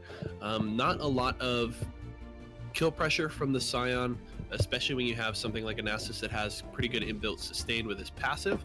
So Vercom should actually be able to stack up fairly easily in this 1v1, and as long as he can avoid ganks from Sergeant Kappa, that Nasus should be able to stack up fairly easily. One thing I do want to note here, I love Bard, one of my favorite champions, definitely my highest mastery champion. I love him. One thing that frustrates me about him in the current meta is he has heavily been shifted towards scaling with his meeps. So his early game is a lot weaker than it used to be. So I want to see Impulse try and bully this lane. I know the Caitlyn has a lot of range, but when you get the counter pick, as well as the Bard, a champion very susceptible to some hooks from the Thresh, I think Impulse really has a good opportunity to snowball around the bottom lane. Yeah, I'm not sure how much I like the Bard pick with the comp, because overall you don't have a damaged top laner, you don't have a damaged jungler. Malzahar isn't the highest damage mid laner. I don't want to say he falls off in damage. So you're relying on the bot lane to get ahead and open up opportunities for you. And as you mentioned, with Bard scaling up more so in the current meta, I'm not sure how good of a pick it is with the comp, but it could have been just a fallback option for them. So it's going to be interesting to see how Zion plays it. But they do have the Jinx on the other side, which is punishable, especially with Bard, and he is taking Knight this game, so definitely could see a lot of action here bot side early. Yeah, definitely is going to look to probably play aggressively. Possibly try and get some early kills on the Jinx. You know, if the Caitlyn is able to combo those, you know, headshots and traps as well as her net, well, she can obviously take down anybody pretty quickly in this early game. So we'll have to see just how well Zion can play around their AD carry. But going to be interesting to see how this one goes. Definitely some interesting picks across the board. Excited to see the Nasus. Definitely not the most intricate of play styles there. You know, walk up, wither, Kane. But I'm curious to see how the laning phase does go for Vercoms into this Sion. Yeah, Sion should have a fairly easy laning phase as long as he doesn't get canked a lot. Sion does have a lot of damage in the early game, and will scale up with his W to get extra health and just be able to absorb a little bit more damage from the Nasus than another tank in the top lane would. So it should be a fairly easy time for Fire Turtle in the top lane. It's going to be interesting to see, though, how he plays around the map, because if he can't get out of the lane using the TP and using the ult, it's going to be extremely hard for him to do anything later on in the game, because you end up just becoming a giant meatball later in the game who has a bit of CC that's not necessarily easy to land, you know? So I think that in terms of scaling, the advantage definitely goes to the side of Impulse here. But I think they have some tools in the early game, especially with the Talia and Sejuani, to get them through the mid game and get them to that scaling point where Zion just can't deal with them.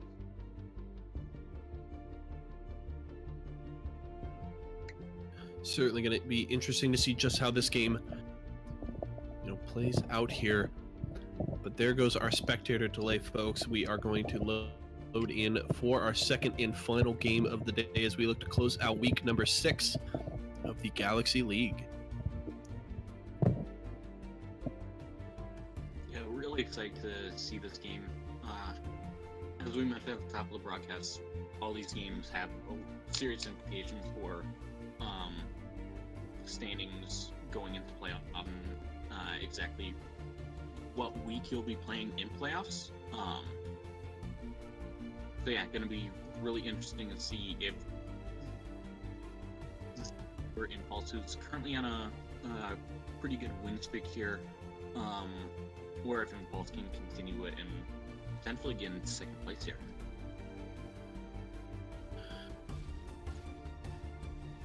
Definitely a lot riding on this game. And we're going to have to see if Impulse can string together their fourth win, or their fourth win in a row, I should say, or if Zion can derail this train before it reaches the station. Yeah, so who are you looking at to be the key for both teams in this game?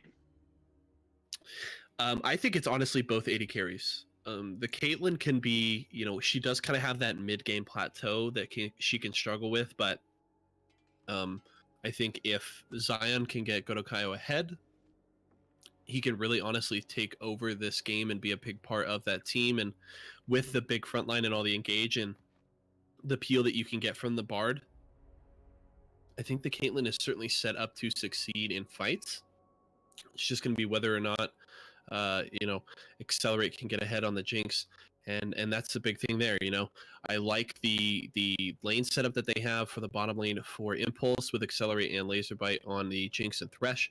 I think they definitely have an opportunity to play aggressively in the laning phase and go for some kills, especially on the Bard. The Bard is going to be very susceptible. He's so unbelievably squishy in the early game, and he's just not, you know, his lack of mobility makes him very susceptible to getting caught out by death sentences. So I think Impulse certainly has an opportunity to get ahead, and if you get this Jinx ahead, I mean, she can absolutely run away with a game. So we've already seen Accelerate do it once today on the Xayah, and I would expect nothing but his best in this second game of the day. So I think the AD carries are very key points for both of these teams. I definitely agree with that. I think we will see a lot of action in the bot lane, and just being able to see exactly how both of these teams play around it, having more of a scaling top laner on both sides, especially on the side of Impulse here. And then having more gank-heavy junglers here. It's going to be really interesting to see how these teams play. And especially, the key for me is in this entire game is how well will Caitlyn do. Because if she gets ahead, that can be very difficult for Impulse to handle. Essentially, being 4v5 until 20 minutes because of the Nasus, and just seeing if they can get to the point where Nasus is actually a factor in the game. If Caitlyn isn't able to get ahead, then it's a completely different story, and Jinx has better scaling, and I think Impulse will be in a good shot to just run away with the game. All right, well, we are finally now unpaused. We are on to the Rift here for Zion versus Impulse, our last game of week number 6, as we look to close it out. Impulse looking to string together again another win in a row as they went 2-0 last week and secured their first victory today against Ragnarok. Zion dropping their first game of the day, looking to stay at a 500 record of 6-6 if they can grab a victory here. Elderwood Bard, I love that skin. As we see both junglers dance here in mid lane. Man, Snow Day Bard is best Bard. You cannot beat hot chocolate Oh yeah. health shrines. Yeah, Snow Day Bard is definitely the best. I think Snow Day skins are some of the best in the game. It's just Syndra, Gnar, Bard, they're all amazing. I haven't heard any complaints about them since they've been out, so. So good. And you get the little penguins for your meeps. Mm. They are adorable, sir. Tell me otherwise. It's not so much for the other team if they're getting hit by the meeps, though. I do have to say that. Well, their death is adorable, at least. Yeah. Well, we are going to see both junglers starting here on their bottom side get leashed by the duo lanes. So could see some possible early action on the top side as, you know, low mobility top laners could make them very susceptible to some early ganks. So we'll have to see if Sergeant Kappa and Sharkleberry want to make their presence known on the top side here in the early game. Yeah, I think if you're Sergeant Kappa, you're definitely looking at top side for a potential gank spot. I think right now he should be instructing Fire Turtle, don't shove too hard and allow me to set up a gank up there, because if they can set Nasus behind, they'll do wonders for them. Just being able to shut the Nasus down and trying to make Impulse wait that much longer to get him online. Yeah, you definitely don't want to let that Nasus scale up for free. Make his life as difficult as possible in the early game. I do want to note we do have another Infernal. Yay! So I definitely think we'll see a lot more action bot side. We mentioned already, but I think we're going to see that much more with the Infernal here.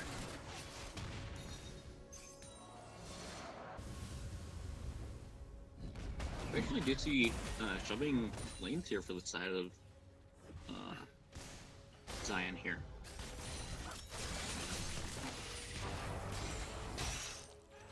Ooh. Feels bad. Laserbite going for the death sentence and doesn't notice the minion right in front of him. Those always feel really bad. You just feel, you're like, oh, perfect, I got him, he's dead, and then you just hit a minion. Yeah. It always feels bad when you're a Thresh player and you just hit the minion and it's just like, really, minion? Really? You gotta screw up my groove? Come on. You threw off my groove! I was trying to think of the reference, couldn't remember it. I just love the old man. He like falls out of the and he's like, the groove. Potch is like, what is this crazy dude talking about? Oh, you gotta love nostalgia. Earlier today, I heard a cover of "I'll Make a Man Out of You" from Mulan, and it just brought so much nostalgia. I was just like, man, I feel like a kid again. It's been years since I've watched Mulan and heard this song. So good.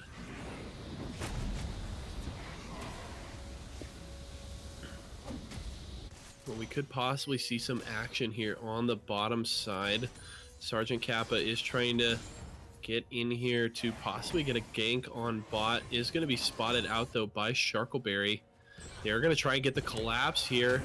Distance will miss, and Elastic Slingshot away will keep Sergeant Kappa away from that. Barack Obama does look to collapse, gets a little damage onto the Zac, but not enough to get a kill. So the Zion Juggler will just get the back.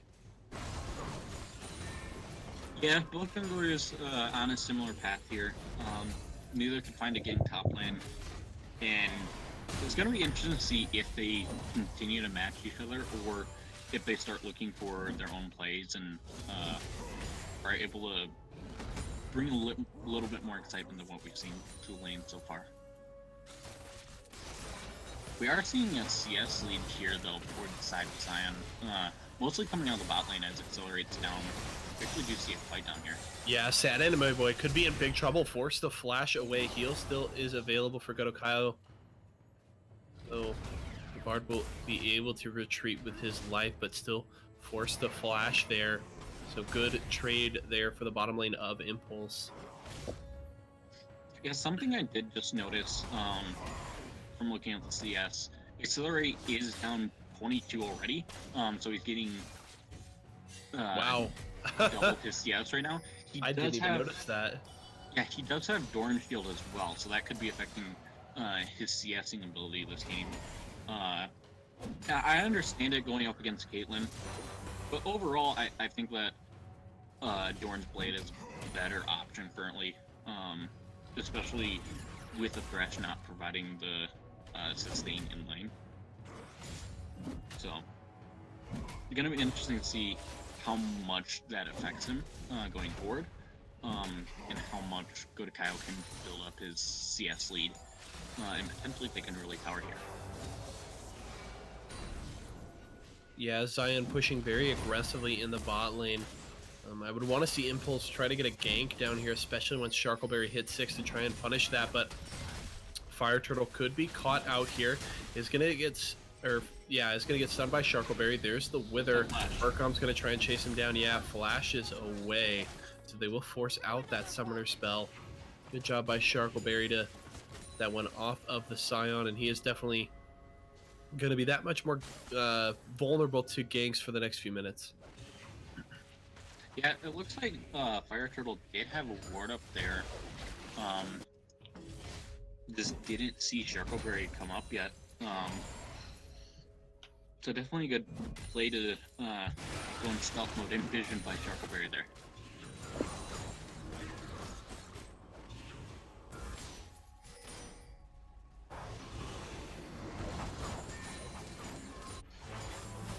You see level advantage coming out here in the mid lane. Yeah, Tamed has already hit level 7. Barack Obama just at level 6, and with the Talia now starting to possibly roam a little bit, will hurt that experience just a little bit. It could look to go for this early Infernal Break, though. Yeah, it looks like both of the lanes for the side of Zion are behind a little bit in XP. Burkham's Eagle did just hit level 7 after he burned TP. So that will be an advantage for the side of Zion here, sorry. They do have the Talia wall, so it can balance out. Tame does have TP in the mid lane, so they could set up 1-3-1-1s later in the game, but we do see some action somewhere across the map. Tame won't be able to join. So that could sway the fights with the Zion versus Talia damage if both of them end up joining up to the fight.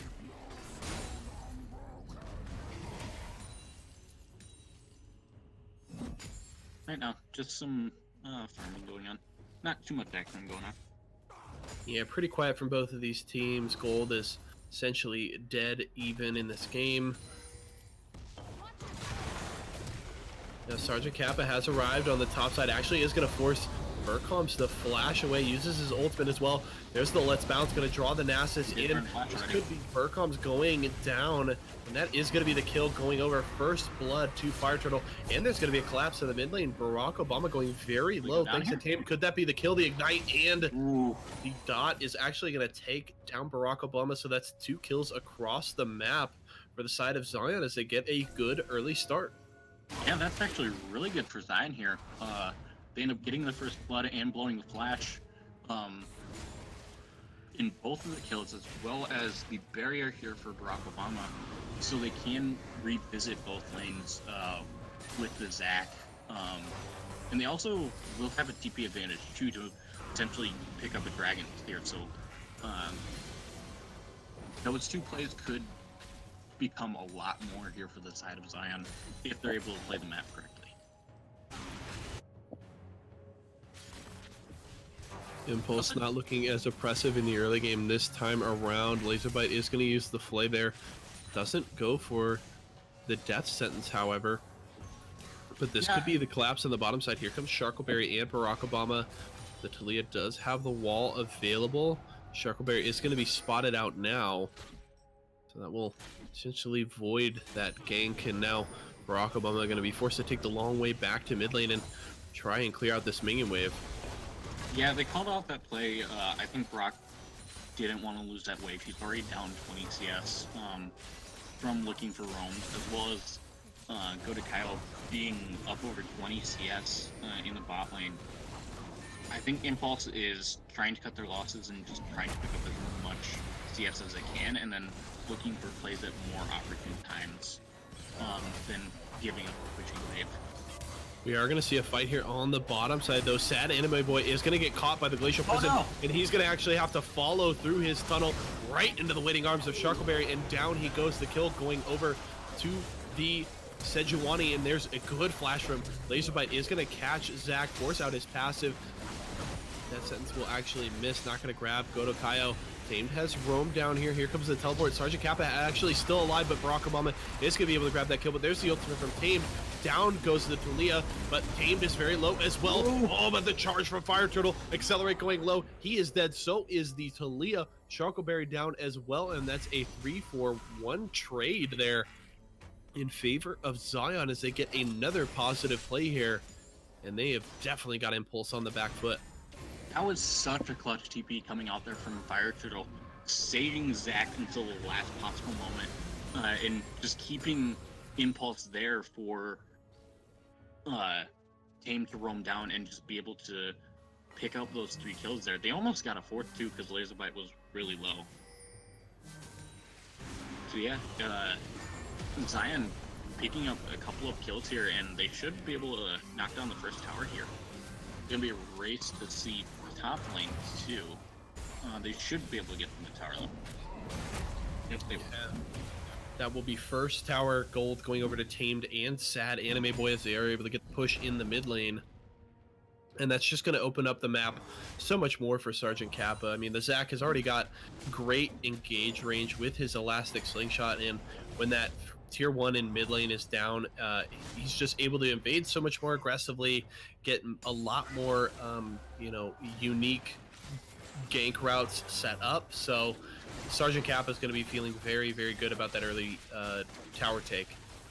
Yeah, Zion is doing exactly what they need to in the early game, knowing that they have an advantage, and just being able to push it as far as they can. And overall, they're looking to close out this game as early as they can. Yeah, they are going to force their way into the river, looking to grab this first Infernal Drake. They have all 5 members here, so Vercoms is going to get the free push on the top side, should try to take advantage of that as quick as possible, especially considering Fire Turtle doesn't have the teleport to respond. But they're actually just going to back away. They set up, they drop a couple of pink wards in the pit, but they actually aren't confident enough to go for this Infernal Drake, and it might cost them. We'll have to see if Impulse is able to set that up, but Zion has moved down to the bottom side again, looking to continue pushing here. Laser Bite looks like he wants to fight. There's the Flay. Ooh, good death sentence. Is going to land on a Godokyle. Drops the box. Accelerate, firing away onto the Caitlyn, and down Godokyle goes. Sad Anime Boy is going to be able to get away. There's an excited Jinx, the double kill for Accelerate, and Impulse could be right back in this game after that misplay by Zion. Good flash from Vercoms there as well as he gets away from that gank. Yeah, Zion just not 100% sure what they're doing there. I think that they could have easily gotten that dragon. I think they're afraid of Nasus coming down knowing that he had TP, but they did have an advantage with Nasus, one, not being super strong currently, as well as him not having his ultimate, which I think if Zion would have just taken the Infernal, they could have rotated down as 5 and just gotten that dragon. They will potentially pick up the Rift Herald here as a consolation, but they could potentially lose the bot here in return for it. Nope, looks like they won't. Yeah, they're able to grab the Rift Herald, but they did lose the Infernal Drake to the side of Impulse, so that is going to hurt. They do get the Rift Herald as a little bit of a consolation prize, but yeah, the gold lead after that is only 900 too, so definitely not what Zion wanted to see after such a good start. Hopefully they will be able to pick up this bot tower here quickly and extend that gold lead back up before the Nasus can get into the territory where you're really starting to worry about him. Because he did already take the top tier 1. It's gonna be interesting to see what Zion does here to extend their gold lead here.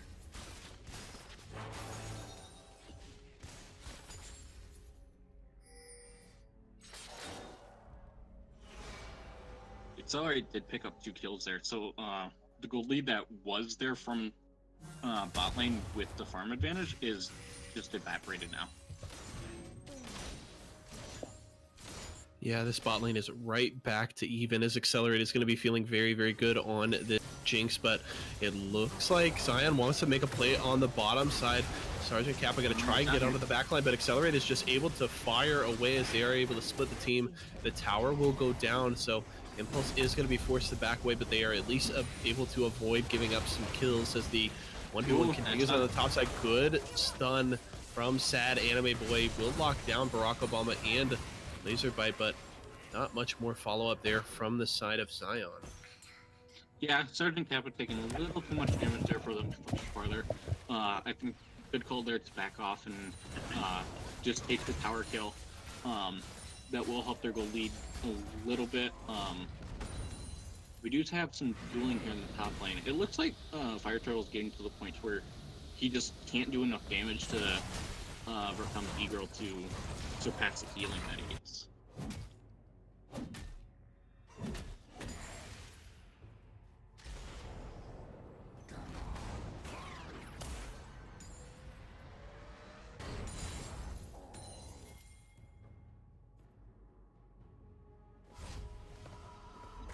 Looking at the items as well, we do have a completed IE for Accelerate here on the Jinx. Godokyle did finish his Static Shiv here first with the BF sword on the side. Overall, it looks like most people are at 1 item here. Rock did go with the Archangel's Staff Kalia here. A little bit of an adaptation that I haven't seen yet, but I'm not super familiar with this patch yet so far. We also do see 3 members of Zion here topside, so we could see them take another tower here. Yeah, they do drop the Rift Herald on the top side. Going to be able to get the good push going there, and looks like Impulse is really going to have to respond to this. That tower is going to go down, and looks like Zion wants to fight. There's the Let's Bounce. It's going to draw in Shuckleberry, and he's absolutely shredded as Dad Anime Boy is able to grab the kill. They're not going to push any further, but still 1 tower and the kill over to Zion is going to feel pretty good. Barack Obama is trying to push on the bot side, but Talia is not able to burn through Fire Turtle's health bar that much, so he should be able to clear out those waves fairly easily and defend that tower. Now it looks Yeah. like Zion wants to rotate to the mid lane. Oh man, Godokai has the BF sword and that static shiv. Can blow up those caster minions, and now they're gonna turn on to this tier 2 in the mid lane. Oh, this could be bad. Santa Anime Boy is caught. I don't know why Laserbite actually didn't follow that in. That pretty much was a sure kill, but Bard actually just gonna be able to walk away. Yeah, not 100% sure why I didn't follow that. I think that might have been a team call for him to not follow it. I think if that was solo queue, he 100% would have followed that. I don't know any parts that he wouldn't have. But yeah, overall, Zion doing a good job of getting that top tower with the Rift Herald and picking up the kill right afterwards. I think Charcoal just didn't expect that damage to come out from the side of Zion there, and good capitalization there from Zion. We also do have a dragon spawning here in less than a minute, as well as Baron at 30.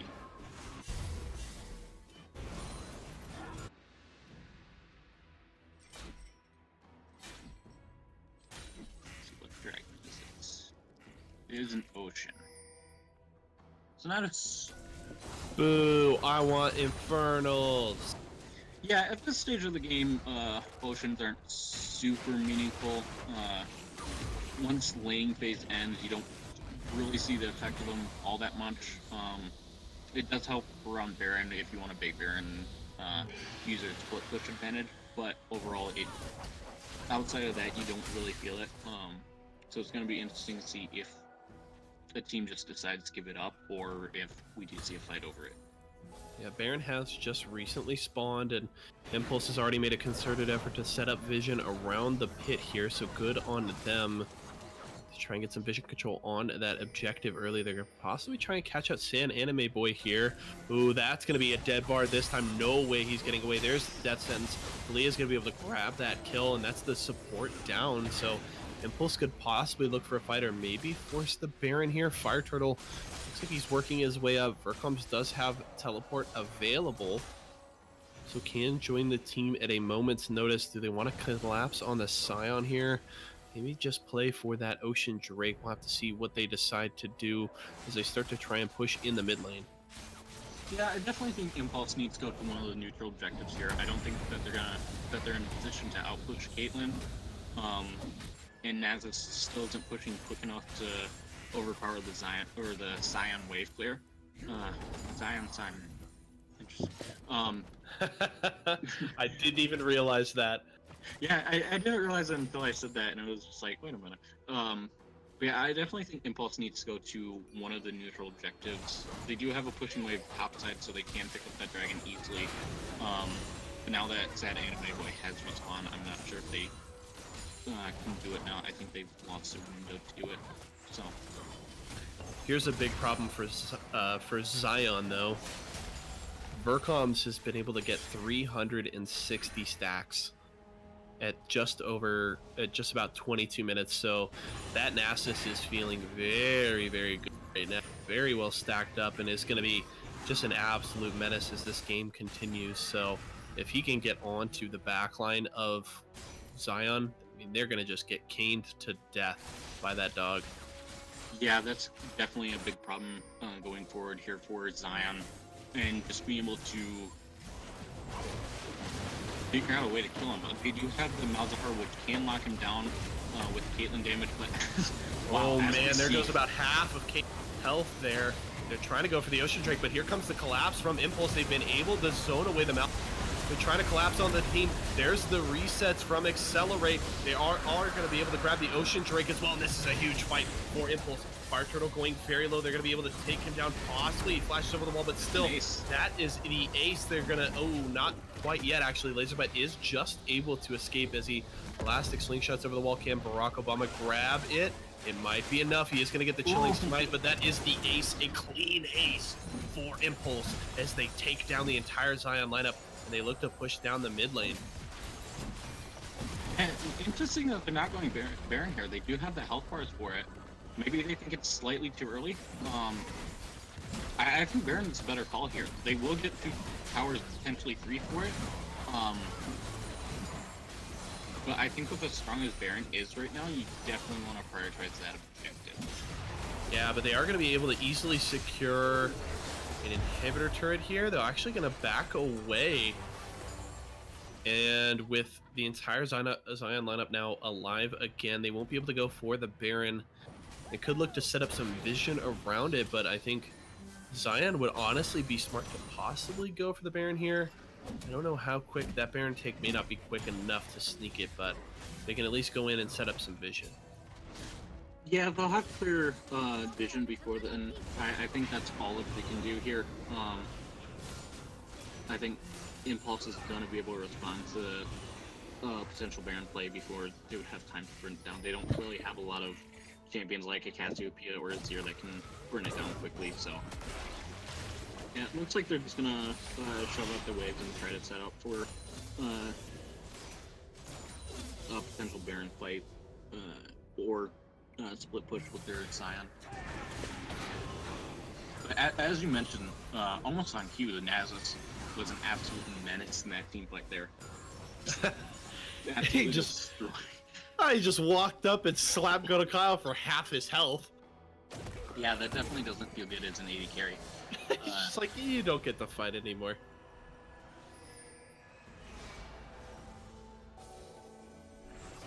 Oh man, the Nasus is just absolutely brutal, and now Impulse looking to try and take over control of this game have now been able to build up about 2,500 gold lead, trying to get some more vision control around the Baron. Vercom's going to go down and one-tap that tower in the bottom lane and try and cut down those subsequent waves to hopefully get that one slow pushing in their favor. Yeah, definitely think at this point Impulse is in a really good position to win this game. Goto Kyle is going to have to get a lot of damage off in these fights. Or is going to have to be a really good Zac ult to bring the backline of Impulse into the side of Zion in order just to win a fight, and then you have to worry about the Nasus on top of that. So it's going to be extremely difficult for Zion to win fights, and Impulse should have a fairly straight road in this game.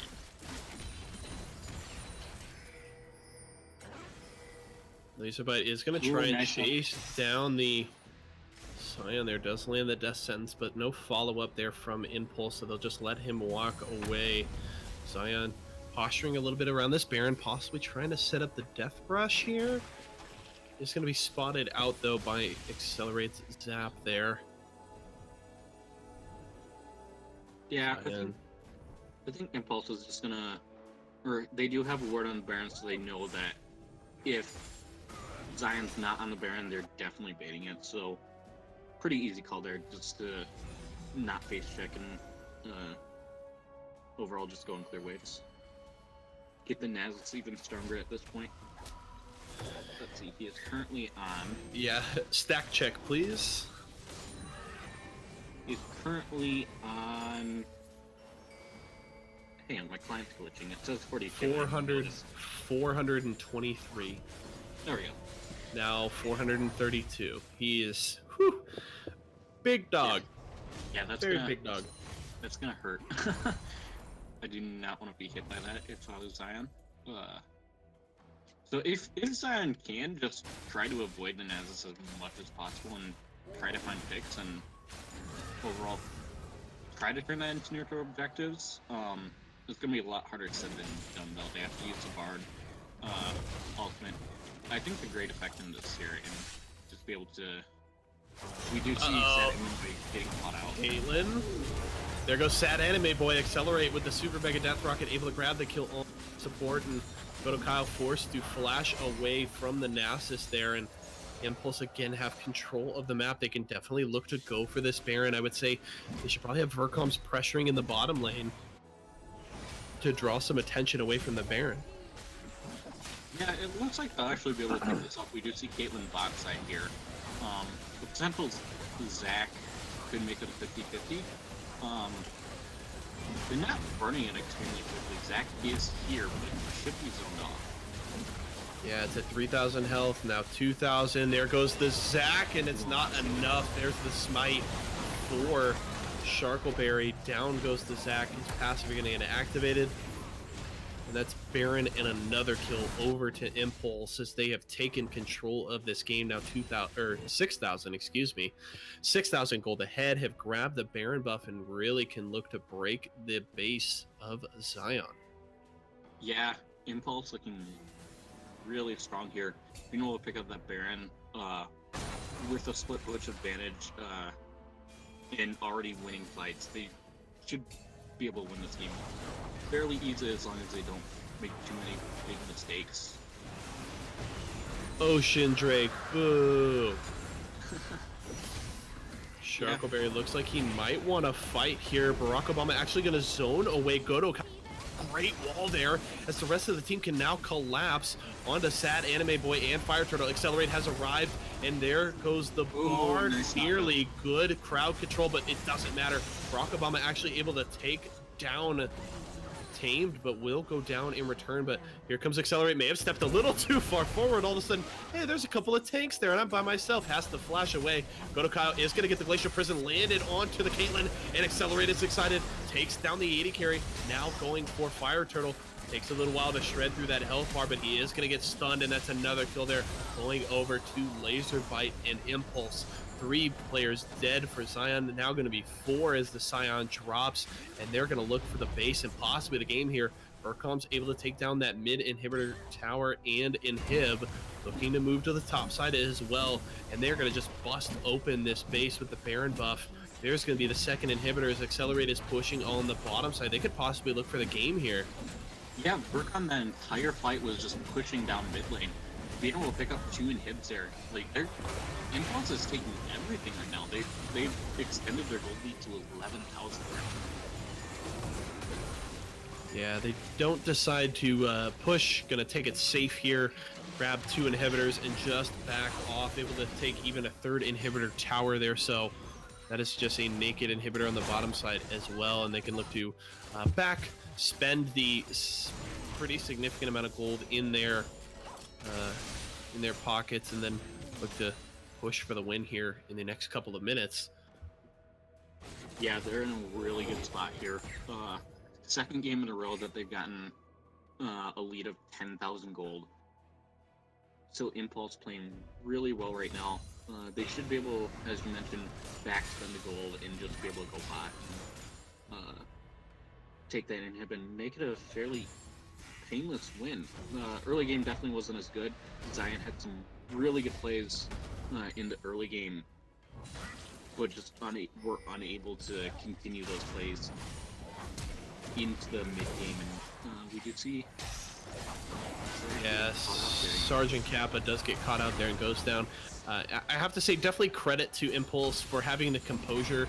They definitely struggled in that early game, but oh, goodbye. Caitlyn Burcom's eager to grab that second kill of the game, and this could be it. But good on Impulse for keeping their composure despite giving up that early lead to continue to play towards their win conditions. Fire Turtle gonna go down here as Accelerate is firing away onto the backline. Sad Anime Boy, the portal through the tower is not gonna be enough. Barack Obama trying to take down Tamed here, and that's gonna be the ace as Accelerate grabs his 8th kill of the game on the Jinx. 2 Nexus turrets down, 1 Nexus turret as well, and this is going to be 2 weeks in a row for Impulse.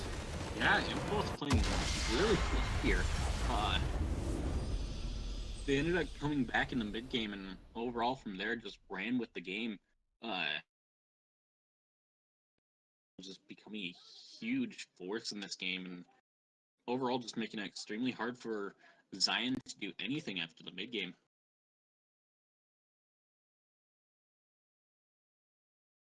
Yeah, definitely credit to Impulse on another impressive win. Interesting to note, that is 2 32-minute wins in a row Interesting. for Impulse. They won both games in 32 minutes. So they just, they got their clock set. They synchronized all their watches, and they said, all right, 32 minutes is coming up. Let's just go end the game now. And we're able to do it. Good on them for finishing that game. And again, able to recover from a little bit of a rough early game. But, interestingly enough, we mentioned they gave up 6 kills in their first game and just 8 this time around. So definitely low deaths and solid performances from Impulse as they move to now 7 wins on this season with just 1 more week to play. I mean, they could just taste the semifinals right now. They are so, so close. And if they can continue to perform like this, I would be surprised if they weren't able to grab that 2nd seed. I'm going to turn it to you now. Freelance, your MVP for this final game of the day. Who do you got? This one's actually a lot tougher than the first game, because we had several players have solid performances. I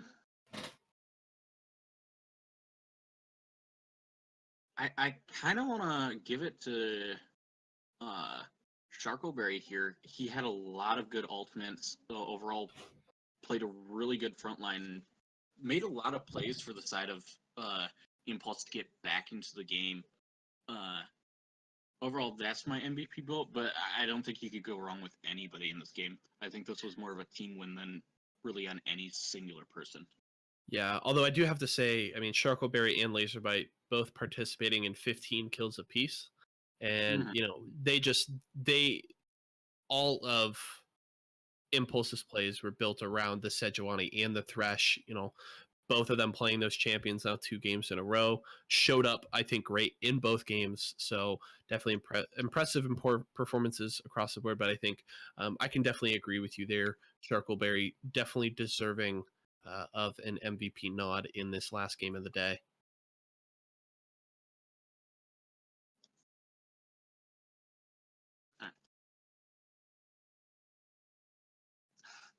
We are going to be joined by Sharkleberry in just a moment here. Give us just a second. Oh my goodness, we actually have the entire team here. Well, okay.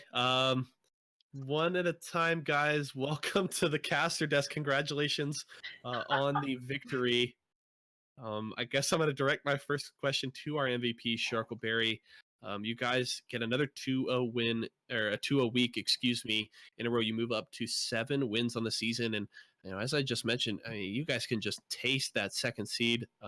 Don't have any information on the result of the second Nitrogen game, but if they did drop that, you guys would be tied with them at second place. So, how are you feeling at the end of the 6th week of the season? Honestly, I'm feeling pretty excited. I'm pretty proud of the team for pulling it together. I'm really proud of Excel for not feeding like how he usually does and making questionable plays. Yo, wait, did you guys know there was a? Excel, shut up, dude. Come on. Wait, But guys, overall, I'm really proud of the team. I'm really proud for Barack coming back in and making sure that we have our drafts set up and making me play Sejuani 24/7. So I'm just pretty proud of the guys. It's all around team effort. And I appreciate the MVP call out, but I really got to give it now's to your the team for time. keeping it Tell together. someone to ban it so that you don't have to play. We've really bonded over lollies, honestly. Those cute little anime girls. I learned there was a tag move. That's what I learned this week. Congratulations, Accelerate. We're all very proud of you. Thank you. You're growing up right before our eyes. Next question I want for you, Sharkleberry. You guys seem to struggle a little bit more in that early game against Sion. They made a couple of good plays across the map. The bot lane looked fairly good there to start off. How are the comms like going through that early game and keeping you guys kind of patient and not, you know, kind of tilting after a couple of struggles there to start that one off? Honestly, we've come back from worse. So we basically just kept from tilting. I kept my faith in my bot lane because we knew once Jinx got her core and we basically got those picks off with the Thresh, it was just going to be snowballing from there. And then plus we got Trap with the big boy dog up there doing what he was doing best. So it was basically just keeping it together, not tilting, just communicating and making sure that we have good objective control. But overall, we did pretty well with not tilting. That's BS. After that play, we all went quiet. That's true. Yeah, That fucking happened. I called Like the a Scion second. not having I was ult, ready and to tilt. then I hear the Scion ult. Like, I was tearing up, dude. I just looked at my desk and I was like, well, that happened. All that man. for- Well, definitely an impressive week from you guys. Was definitely cool to get to cast both of your games and see you guys continue to progress. I have to ask you then, as you guys look forward to this last week, you've got 2 more games left on your schedule before you head to the postseason. How confident are you guys that you can, you know, possibly bring on another 2 a week and hopefully secure that second seed and an automatic berth to the semifinals? Just 2 more trash teams in our way. Jesus Christ. Ouch. Easy game. Basically just keep it up. Basically just keep the morale and the positivity that we have and keep this momentum going. Ain't nothing stopping this pain train. I'm telling you that. 6-0 the dream. Well Hey, said. I Trying to play as definitely little League of agree. Legends as possible. Just save all your good games for Galaxy League, right, Burcombs? Yes, sir. Yes, That's Dad. like Don't- that's don't that's like worry, me. Hey, that's like me when I play basketball, man. I go out and I start warming up and I start draining threes, and then as soon as it matters, I can't hit anything but air outside of the basket. So I know how you feel. But congratulations to you guys. Good job on carrying the momentum from last week's 2-0 into this week, number 6. And best of luck to you guys next week as you look to finish off the regular season in the Galaxy League. Two things. Thank you. One, Uh-oh. don't worry, freelance. I'm gonna play Kesa both games next week. And 2, shout out to Harambe. Freelance, I'm showing you love in Twitch chat. You gotta give me a little shout out. Wait. Now I have to ask, what happens if Accelerate doesn't use Kaisa in both games next week? I want to do it this game, but I'm you gonna end. chicken. I said I would do it, and then you were like, freaking chicken. Excel, you said you would not do it. I've never That's played this not- champion I've never before. played it. You Wow. shouldn't do it. You're trying to look like a big boy, dude. We all know you're just a little boy. It is what happened. Sounded like a season. It's also fucking liar. Well, that was definitely one of the most interesting interviews I've done on the casting desk. Thank you so much to the Impulse entire lineup for joining us. Congratulations to them again on another 2-0 week here. And before we finish things off, Freelance, one more time, your final thoughts on that game, and you can honestly give me, thoughts on Impulse's week here, as we got to see both of their games tonight. Yeah, I mean, Impulse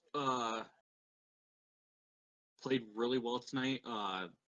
They definitely showed that they're a really scary team to end up facing and are hitting their stride at the perfect time. Just being able to hit their stride going into playoffs, I think that if they can get one of the top seeds, it's definitely going to do a lot for their mentality and potentially bring them a championship. So yeah.